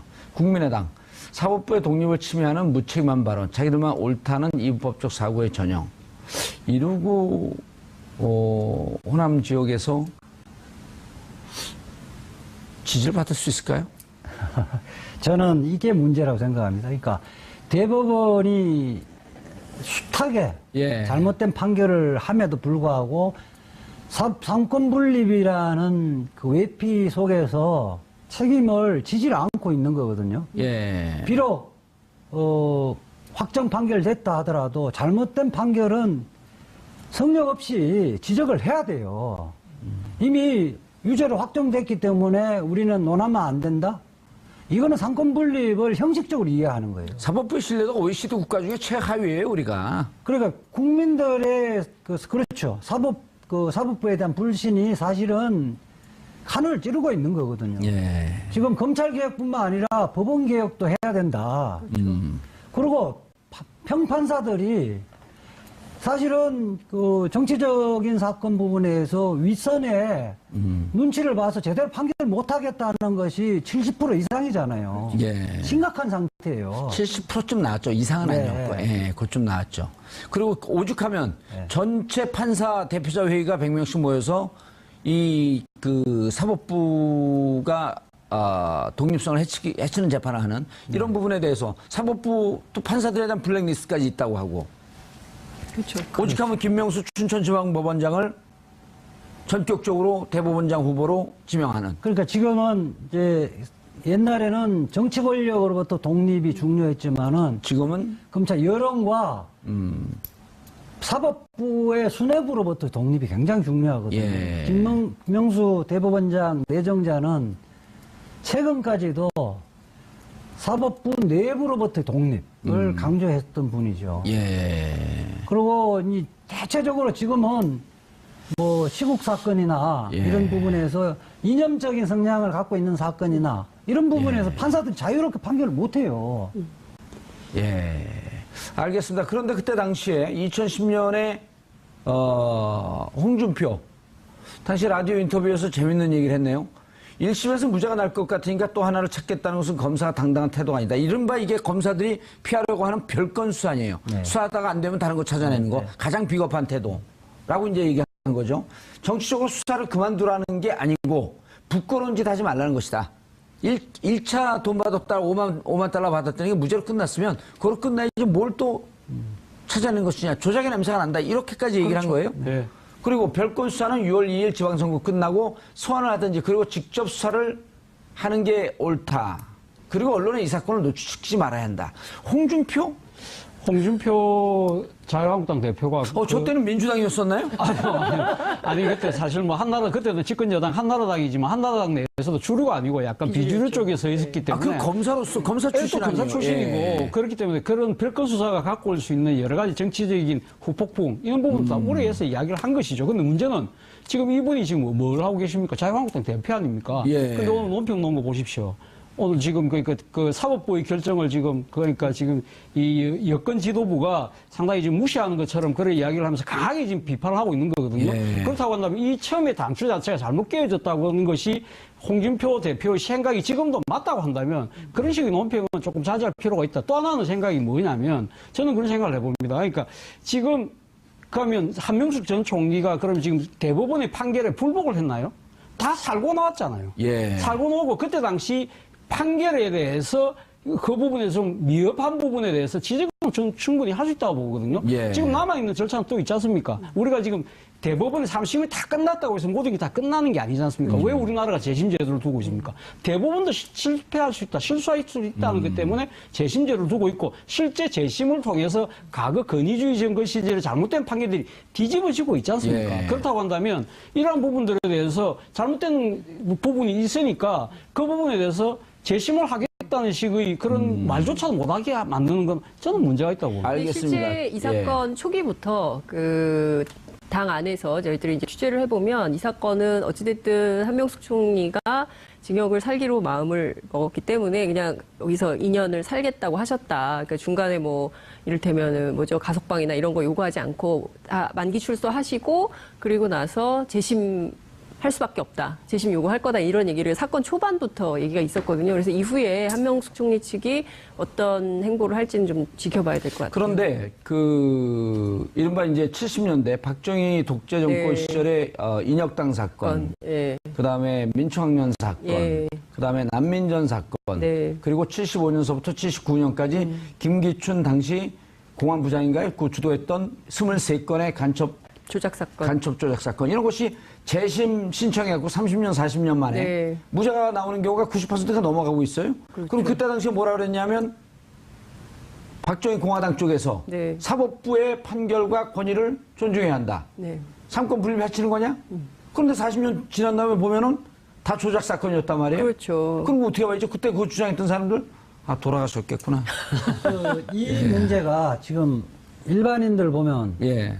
양쪽 그 정치권의 공방 보면 다 일리가 있는 지적 같다는 느낌이 들잖아요. 예. 양비론에 빠지기가 쉽죠. 그래서 그 국민들은 판결문을 모르잖아요. 예.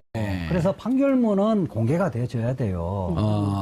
판결문을 공개를 안 하나요? 네, 판결문 공개를 안 하죠.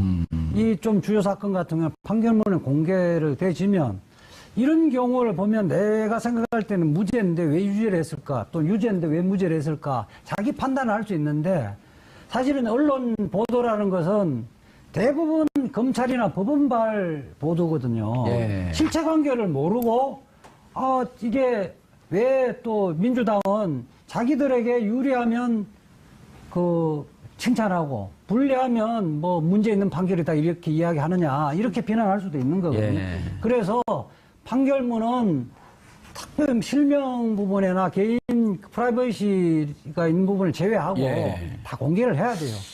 이재 변호사님, 예. 그 제 BBK 재판 때도 대법원 판결이 예. 그냥 기각한다 이 한 줄이었거든요. 예. 이유도 없이. 예. 진짜 그러고 이거 판결문 받았어요 그때?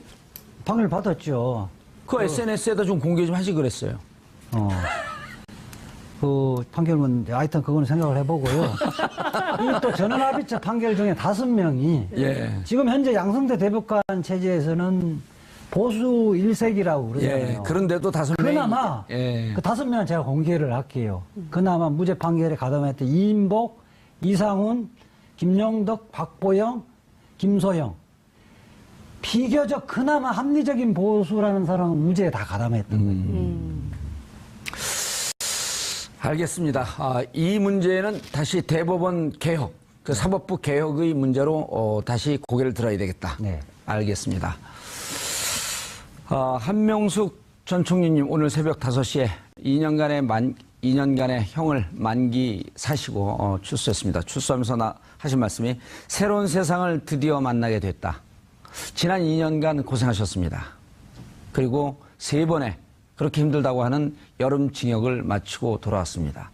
당당하게 사시겠다는 그 말씀, 사법부의 개혁으로 이어지는 초석이 되었으면 하는 바람입니다. 8월 23일 수요일 정보 첫 번째 이슈 들어가겠습니다. 한미 자유무역협정 FTA 개정을 논의하기 위한 공동위원회 특별회기가 어제 서울에서 열렸습니다. 미국은 FTA 개정하자 줄기차게 요구했지만 일단 우리는 미국의 첫 공세를 잘 막아낸 것으로 보입니다. 하지만 여기서 그냥 물러설 미국이 아니죠. 미국이 왜 이렇게 FTA 개정에 집착하는지, 정말로 FTA로 손해를 많이 보는지 야무지게 따져봐야겠습니다. 이 문제 관련해 세 분 모시고 함께 말씀 나눠보도록 하겠습니다. 장윤선 오마이뉴스 기자 나오셨습니다. 네, 안녕하세요. 예, FTA가 뭐의 약자입니까? 한미 자유무역협정, 자유무역협정. 영어로 물어봤는데 한글로 돼요. 영어로 물어보세요. 예, 최백은 건국대 경제학과 교수님 자리하셨습니다. 네, 안녕하세요. 예, 교수님은 아실 것 같아서 안 물어보겠습니다. 그러니까 패스하시죠. 예, 정철진 경제평론가 자리하셨습니다. 네, 안녕하십니까. 예, 앞으로 이제 경제 문제 나올 땐 여기 앉으세요. 제가 그쪽으로 앉을게요. 자, 미국을 방문했을 때, 네. 방문하기 전서부터, 그리고 트럼프 대통령이 들어설 때부터 FTA에 대해서 줄기차게 주장을 했죠. 네, 그러니까 한미 FTA에 대해서는 트럼프 대통령이 끊임없이 문제 제기를 해왔고요. 재협상은 불가피하다는 주장을 했는데 사실은 이것이 한미 FTA에 대해서 실제로 미국이 손해보고 있다기보다는 트럼프의 지지층인 러스크벨트의 표심을 좀 의식한 국내 정치 행위, 국내 정치적 행보가 아니냐 이런 분석들이 끊임없이 나왔었죠. 예, 당초에는 워싱턴 DC에서 네, 공동위원회 열자고 했는데 우리 측에서 서울에서 열자 네. 해갖고 서울로 열린 거라고요? 네, 그러니까 네. 그 미국이 사실은 실제로는 협정의 원칙을 좀 위반한 측면이 있습니다. 그러니까 협정문 22조를 보면 예. 원래는 그 협정, 그러니까 특별 회기를 열자고 제기한 국가의 상대 국가에서 회의를 열도록 되어 있어요. 오호. 협정 22조에 보면. 그럼 당연히 서울에서 해야 되는 당연히 거예요? 서울에서 해야 되는데 워싱턴에서 하자고 한 것이 어찌 보자면 한국을 좀 우습게 본? 독무시. 예, 뭐 이렇게 해서 좀 그 상당히 리드를 좀 해보려고 했지만 예. 우리가 원칙대로 한 것이죠. 이제 그런 측면에서는 사실 경제 전문가들이 이번 조치에 대해서 김현종 본부장에 대해서 상당히 잘하고 있다 이런 높이 평가한다 이런 분석들 반응들이 나오고 있습니다. 예. 김현종 본부장이 그 참여정부 때 이 문제를 담당을 했다가 다시 또 이 문제 때문에 들어온 건가요? 왜 들어왔어요? 아무래도 당시에 그 상황을 제일 정확히.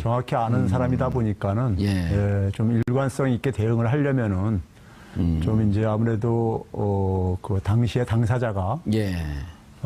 협상을 주도하는 것이 좀 실리적인 면에서 그러니까 유리하지 않겠는가 이런 예. 판단이 있었던 것 같습니다. 그런데 그 지속적으로 그 자기들이 FTA 때문에 손해보고 있다. 그런데 지난번 문재인 대통령 한미 정상회담 할 때 경제팀이 가갖고 조목조목 반박을 하지 않았나요? 예. 뭘 손해보냐? 미국 자동차도 점유율이 높아졌고 예. 자동차 철강에서 손해보는 거지만 서비스까지 분야까지 하게 되면 당신들이 오히려 이익 아니냐? 실제로 그래요. 한 5년간 실적을 보게 되면 예. 수치상으로만 보게 되면 내용은 일단 차치하고라도 수치상으로만 보게 되면은 미국이 조금 더 이익을 봤다. 라고 저는 평가를 합니다. 예. 그러니까 상호 위인했다는 표현을 많이 하고 그러는데 미국한테 상대적으로 더 유리한 협상이었다. 이렇게 이제 평가를 하고 싶고요. 그 다음에 이제 그 자동차하고 철강을 얘기를 하는데요. 저기 그 CG가 나오는데 저걸 보고 예. 좀 설명을 해주시죠. 예, 지금 저게 지금 올해 이제 5개월 저건데요. 5개월 예. 저건데 사실 7월 달까지도 이미 이제 수치는 나왔는데 지금 대미 수출 증가율이 상위 품목이 반도체 제조용 반도체 호황이라는 건 뭐 다 알고 있는 거 아닙니까? 예. 그렇죠? LPG도 이제 그러니까 우리가 뭐 석유화학 계통이 좀 이제 석유 가격이 올 초부터 좀 이제 그러니까는 회복이 되어지면서 나타나는 효과이고요. 그 다음에 이제 대미수출 감소율 품목을 보게 되면은 뭐 철강 같은 경우가 이제 지난해 굉장히 이제 상계관세를 굉장히 고일의 상계관세를 맞아가지고 예. 거의 이제 후유증이 나타난 것 같고요. 무선 통신기기 하게 되면 핸드폰 이런 게 포함되는 그렇죠. 건가요? 예. 핸드폰도 그리고 많이 이제 그 감소됐네요. 부분들, 예. 아무래도 이제 뭐 그 삼성 사태가 있었으니까 그 예. 이제 후폭풍도 있었을 것이고요. 오히려 LG 같은 경우는 점유율이 많이 높아지지 않았나요? LG 폰 같은 경우는? LG가 근데 점유율은 낮으니까요. 예. 그리고 이제 자동차 같은 경우가 굉장히 이제 급감을 했죠. 자동차를 보게 되면은 지난해에 보게 되면은 2011년 대비해가지고요. 예. 11년 대비해가지고 그러니까 2015년 대비해가지고 물량으로만 보게 되면 한 12% 정도 감소했어요. 지난해에요. 대미 수출이요? 예. 오. 그러니까 그 자동차에 대한 불만을 많이 얘기를 하고 있지만은 사실 예. 그러니까 최근에 보게 되면은 대미 무역 흑자도 이렇게 그 흑자 폭도 감소하는 이런 추세이고 사실 앞에서 이제 그 장 기자님이 말씀하셨지만 이게 정치적인 논리로 이게 트럼프가 추진한 것이다 보니까는 사실 이제 자동차하고 철강이라는 것은 제조업의 상징적인 산업이거든요. 그렇죠. 근데 이제 제조업 일자리가 2000년 이후부터 미국에서 굉장히 큰 폭으로 줄어들었습니다. 거기다 이제 금융위기 때 이후에도 이제 또 한 번 이제 큰 폭으로 줄어들게 되고요. 예. 그러니까 이제 그 2008년, 2009년 금융위기 그렇죠. 말씀하시는 거죠? 예. 제조업 일자리를 상실한 이제 그러니까 이 백인 중산층들이라든가 계속해서 기다리는 거죠. 그쪽에서 협정을 계속하게 되는 겁니다. 거기서 카드가 오면 또 하고. 그러니까 거기에서도 마지막에 쓸 수 있는 게 두 가지인데 하나는 그쪽에서 폐기 처분하겠다. 폐기는 실은 양국 중에서 하나만 말하면 즉시 폐기가 가능하거든요.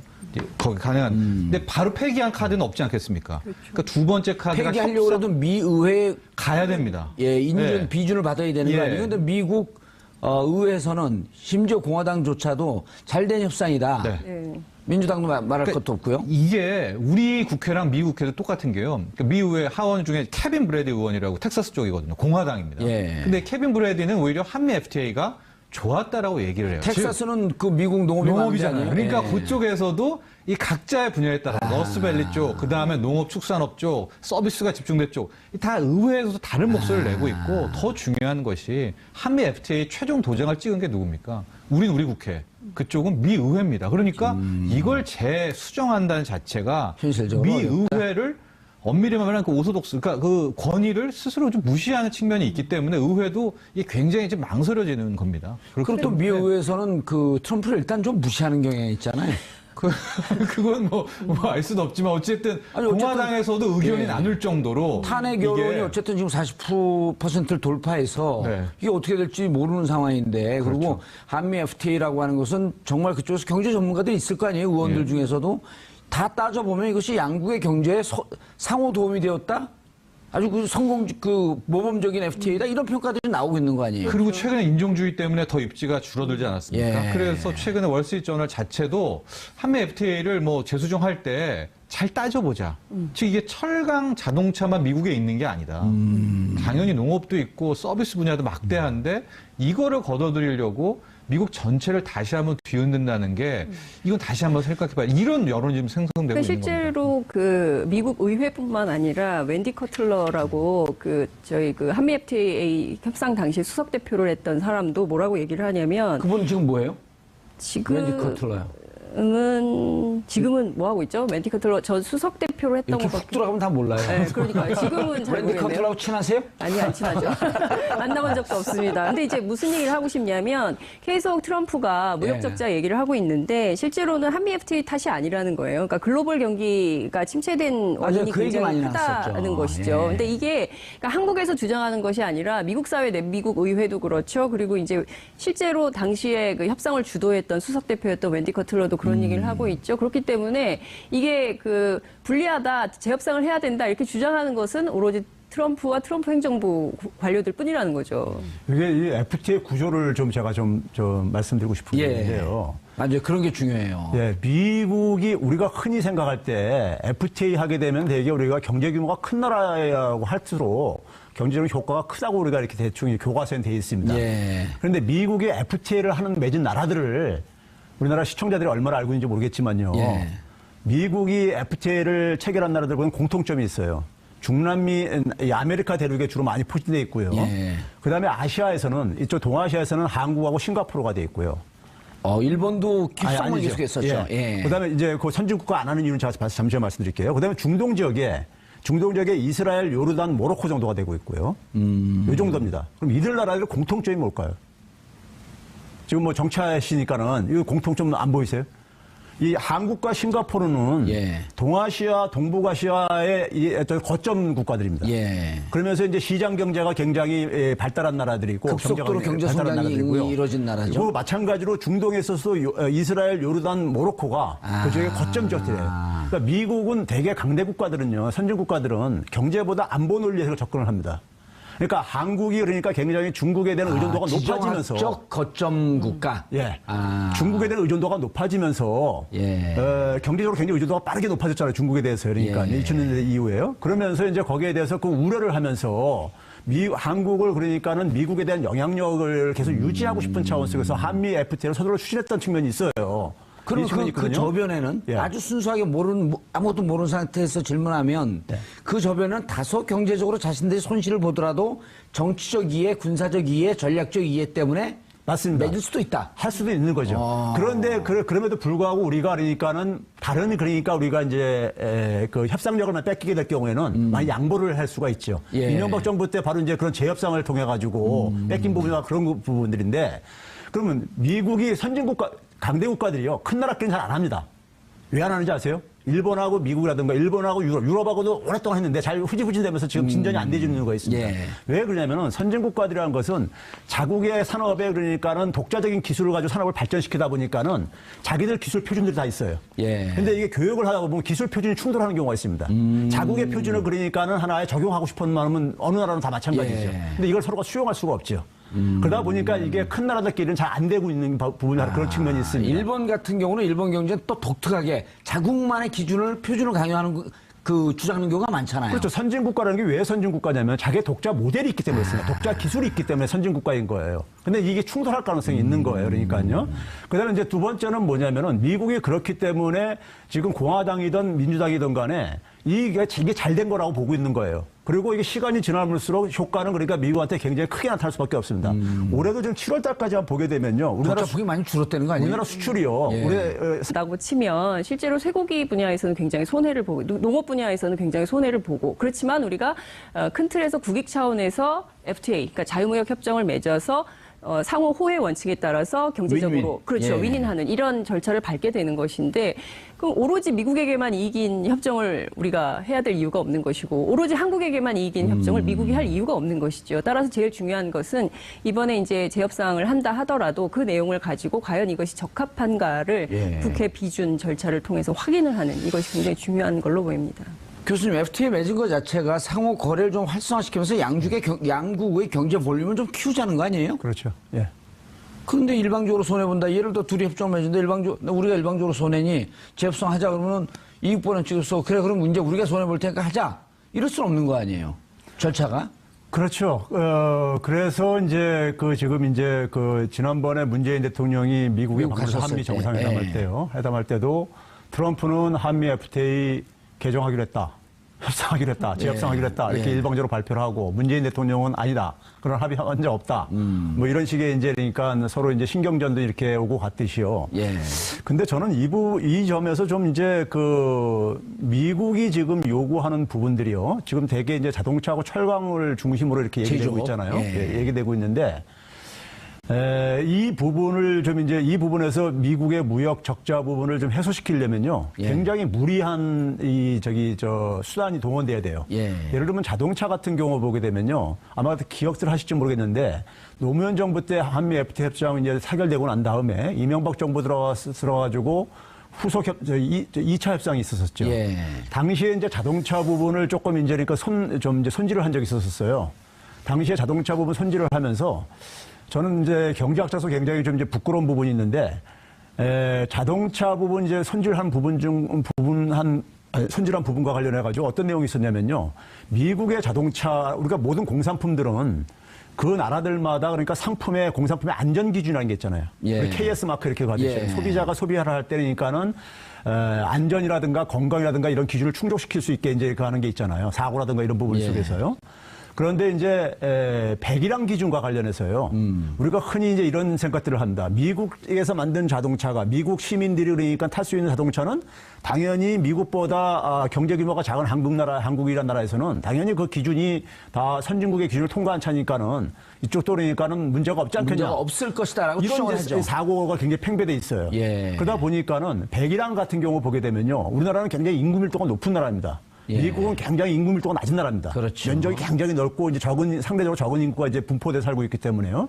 그러면 상대적으로 자동차에서 나오는 배기량 허용 기준이 아무래도 인구 밀도가 높은 나라가 엄격할 수밖에 없어요. 예. 그렇죠, 당연히요. 그런데 이제 그 배기량 기준을 그러니까 미국에서 통과된 기준을 맞춘 차를 한국에 그냥 팔 수 있게 해달라 이거예요. 그러니까 쉽게 얘기하면요.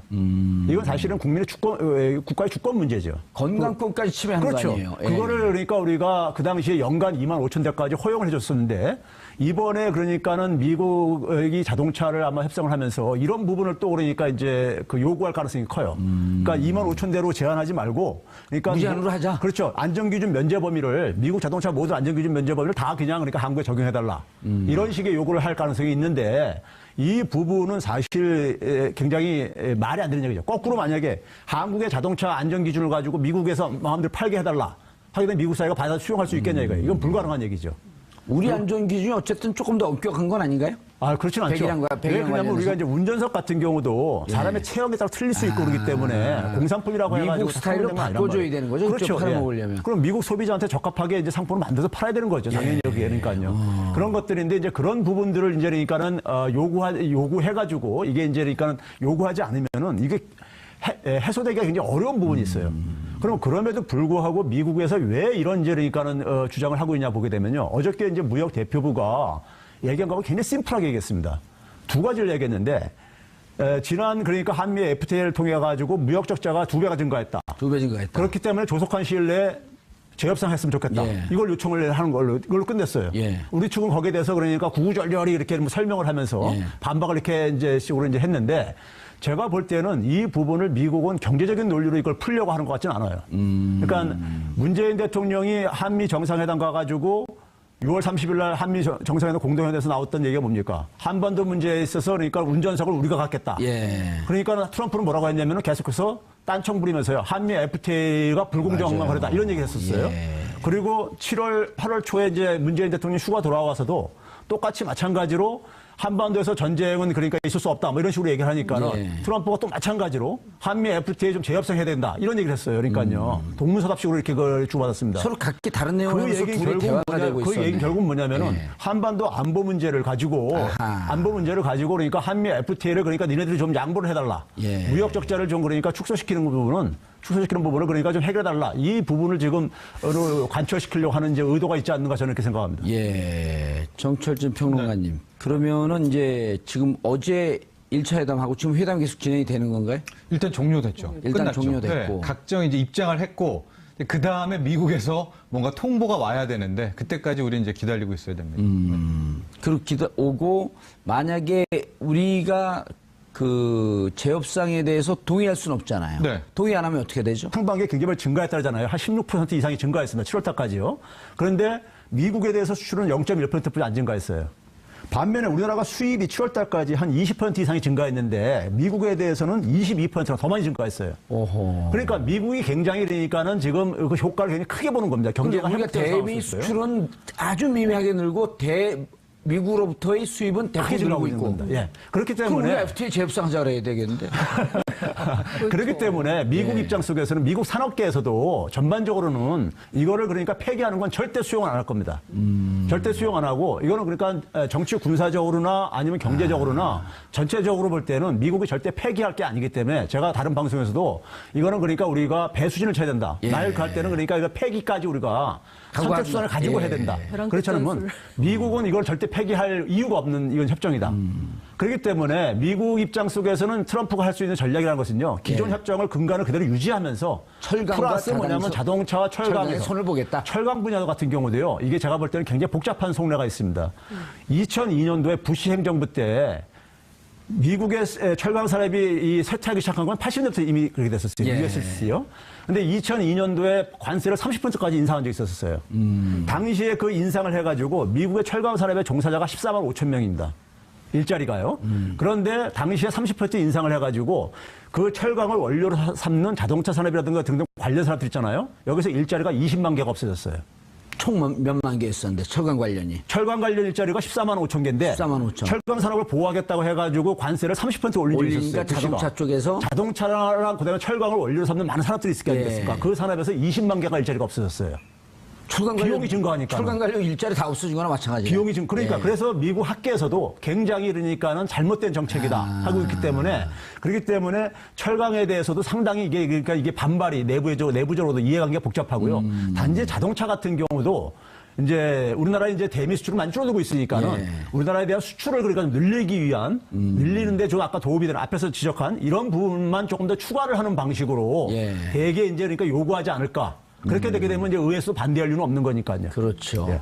근데 정철 전 평론가님 이렇게 만약 이렇게 되면 우리는 손해 보는 것 그리고 적자 보는 거는 그 서비스 분야는 그냥 놔두고 우리가 네. 조금 이익 보는 자동차 철강 손대자 그럼 우리는 손대려면 폐기하자. 그렇죠. 우리가 폐기하자는 안 하겠지만은 예. 일단 효과 분석을 하자. 6개월 이상. 예. 그래서 효과 분석을 하겠죠.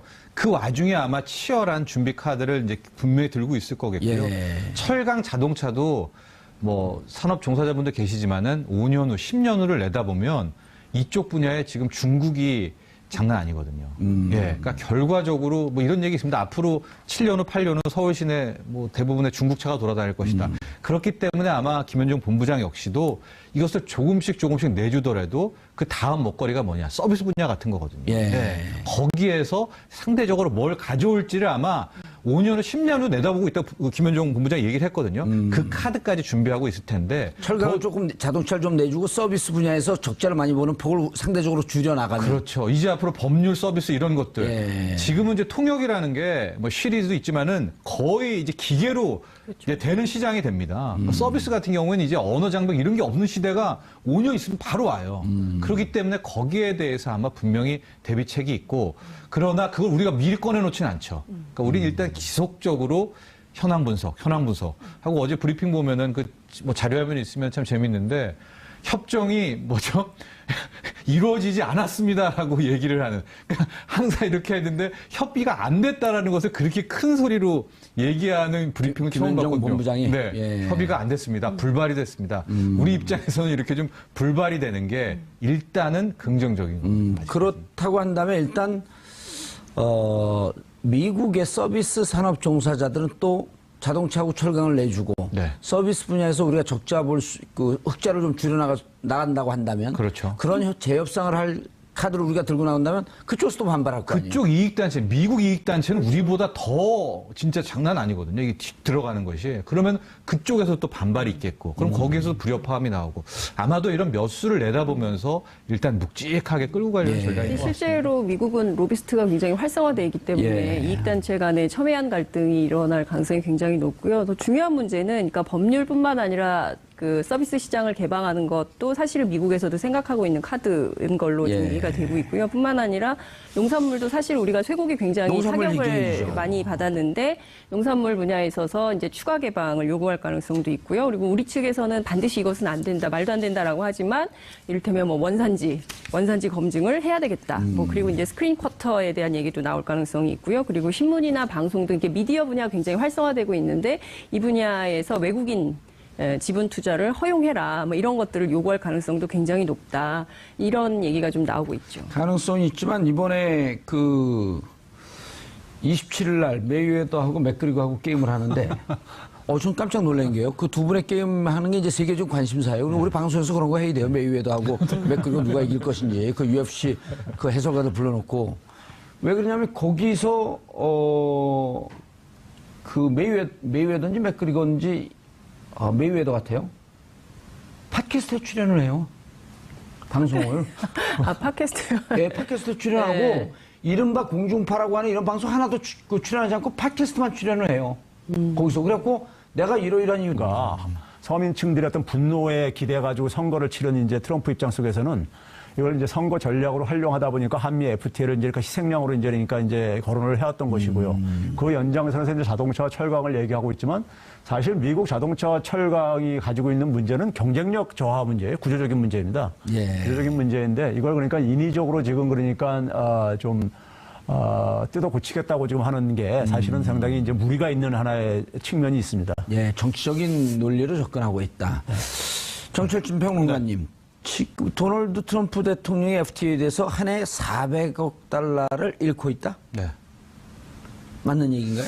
그러니까 가장 핵심이었을 때 400억 달러를 잃었을 수도 있는데 그 수치도 실은 정확한 통계는 아닙니다. 예. 즉 우리가 연간 대미 흑자를 보고 있는 게 그것도 그 분야가 중요한데 상품 수지가 있거든요. 예, 그러니까 상품 수지, 서비스 수지 할 때 뭐 실제 말하는 뭐 화학, 철강, 자동차 같은 상품 수지에서 한 대략 30조 원씩 이제 흑자를 봅니다. 그러니까 우리가? 한 뭐 250억 달러, 뭐 300억 달러 이 정도로 벌고 있기는 맞아요. 근데 트럼프가 400억 달러 뺏긴다라는 것은 모르겠습니다. 어디서 나온 뭐 가장 맥시멈 수치를 갖고 왔는지 모르지만 닥치는 대로 얘기하는 닥치는 거죠. 대로 얘기했기 때문에 그거는 이제 믿지 마시고 실질적으로 그럼 우리가 이제 상품 수지에서 벌고 있는 한 235억 달러, 그러니까 한 27조 원, 8조 원을 다 벌고 있느냐? 그렇지가 않아요. 왜냐하면 우리가 무역이라는 것은 서비스 수지, 즉 여행도 왔다 갔다 해야 되고요. 그렇죠. 통신 서비스도 있어야 되고, 금융 보험 서비스도 있죠. 있고 여러 가지가 있는데 서비스 수지로 가면 우리가 한 122억 달러 정도 적자를 보고 있거든요. 그러니까 일단은 한 200억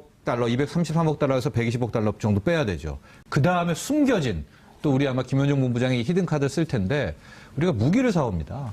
그게 한 50억 달러 정도 되거든요. 그러니까 이제 그거 우리가 실질적으로 사오는 거 아니겠습니까? 그러니까 그것도 빼야 되지 않겠습니까? 예. 그것도 빼고 나면 실질적으로 우리가 흑자를 보는 거는 한 40억 달러에서 50억 달러. 정말 우리가 순마진이라고 보면은 그 정도 한 5조 원 정도 남기는 건데 이걸 마치 크게 우리가 많은 것을 가지고 오는 것처럼 트럼프 전형적인 하나의 이제 이 버프를 치고게 되는 거죠. 네. 저 400억 달러라는 수치는요, 예. 사실 그 근거가 없는 거고요. 어제 이제 미국의 무역 대표부가 이제 이제 기조 발제 비슷하게 하면서 얘기한 것이 2배가 증가했다 이렇게 얘기했거든요. 한미 FTA를 통해서요. 무역 적자가요. 그게 이제 바로 뭐냐면은 2011년도에 한 116억 달러 정도 됐었어요. 예. 근데 이제 그게 한 233억 달러까지 이렇게 증가했으니까 그게 딱 2배 정도 되는 이 규모입니다. 그러니까 자국의 그러니까 무역 대표부가 얘기하는 통계 수치하고도 맞지 않는다는 점에서 233하고 116을 합하게 되면은 400억쯤 되네요. 그런 계산. 손해 보는 거 이익 보는 걸 뭐 2배로 는 걸 갖고 더해면 한 400억이 나오네. 예. 그 200, 그러면은, 이 미국 대표부는 그런 얘기 400억 얘기는 안 했네요. 그렇죠. 한 적이 없죠. 예. 2배 정도 트럼프 혼자서 얘기하는 얘기입니다. 트럼프는 미국 대통령이 아닌가 보죠. 트럼프가 말 수치는 거의 틀립니다. 거의 틀리다고 보면 돼요. 맞았던 게 제 기억으로는 그게 또 전략이라고 자기는 얘기하잖아요. 그렇죠. 일부러 틀린다고 예. 얘기는 하지만 항상 틀려요. 그러니까 그 안 믿는 게 좋습니다. 미국 측 주장과 그 요구, 우리 측 답변과 역제안. 이걸 좀 정리할 필요가 있을 것 같은데요. 그렇습니다. 이번에 이게 공동위원회 특별회기 아닙니까? 이 자체는 실은 FTA 재개정을 할까 말까고요.